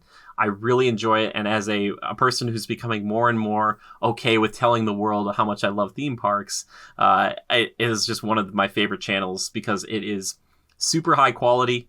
It's really interesting information, and it's something that I go and I've rewatched plenty of them multiple times just because it is a really interesting way to attempt to understand these things, even more so for people who've either been on these rides 1,000 times or have never ever gone on them and maybe never get the chance to.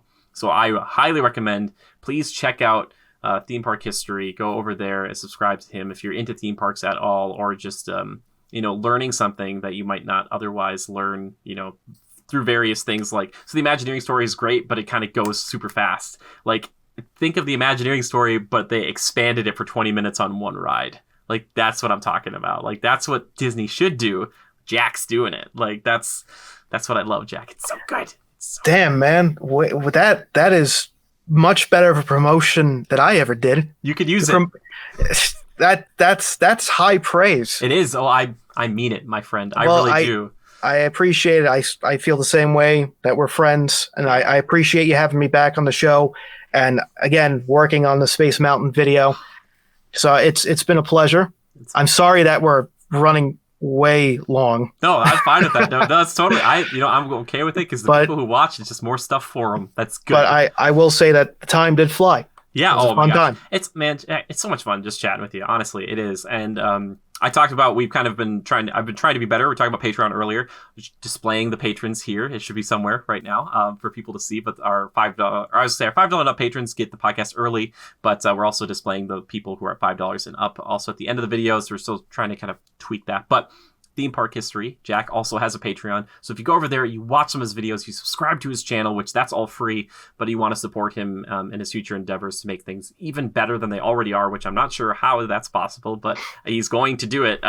Please consider going and checking them out and supporting them this week as opposed to us, because that is something that I would love for you to do, even if you just comment on one of his videos and just let him know that you saw us and chatting it up, and you went over there to check it out, because you will not be disappointed. If you like theme parks even the slightest bit, you will adore this channel. You'll be like, this is cool. This is really cool. It's like I don't want to say it's History Channel, but it feels like that. It feels like a really well edited, like, and interspersed with fun little commercials, like, that were at the time, like a McDonald's commercial for Jurassic Park, and you're like, what? Like, it's so cool. It's really well done. So thank you for being on the show. You're always welcome, my friend.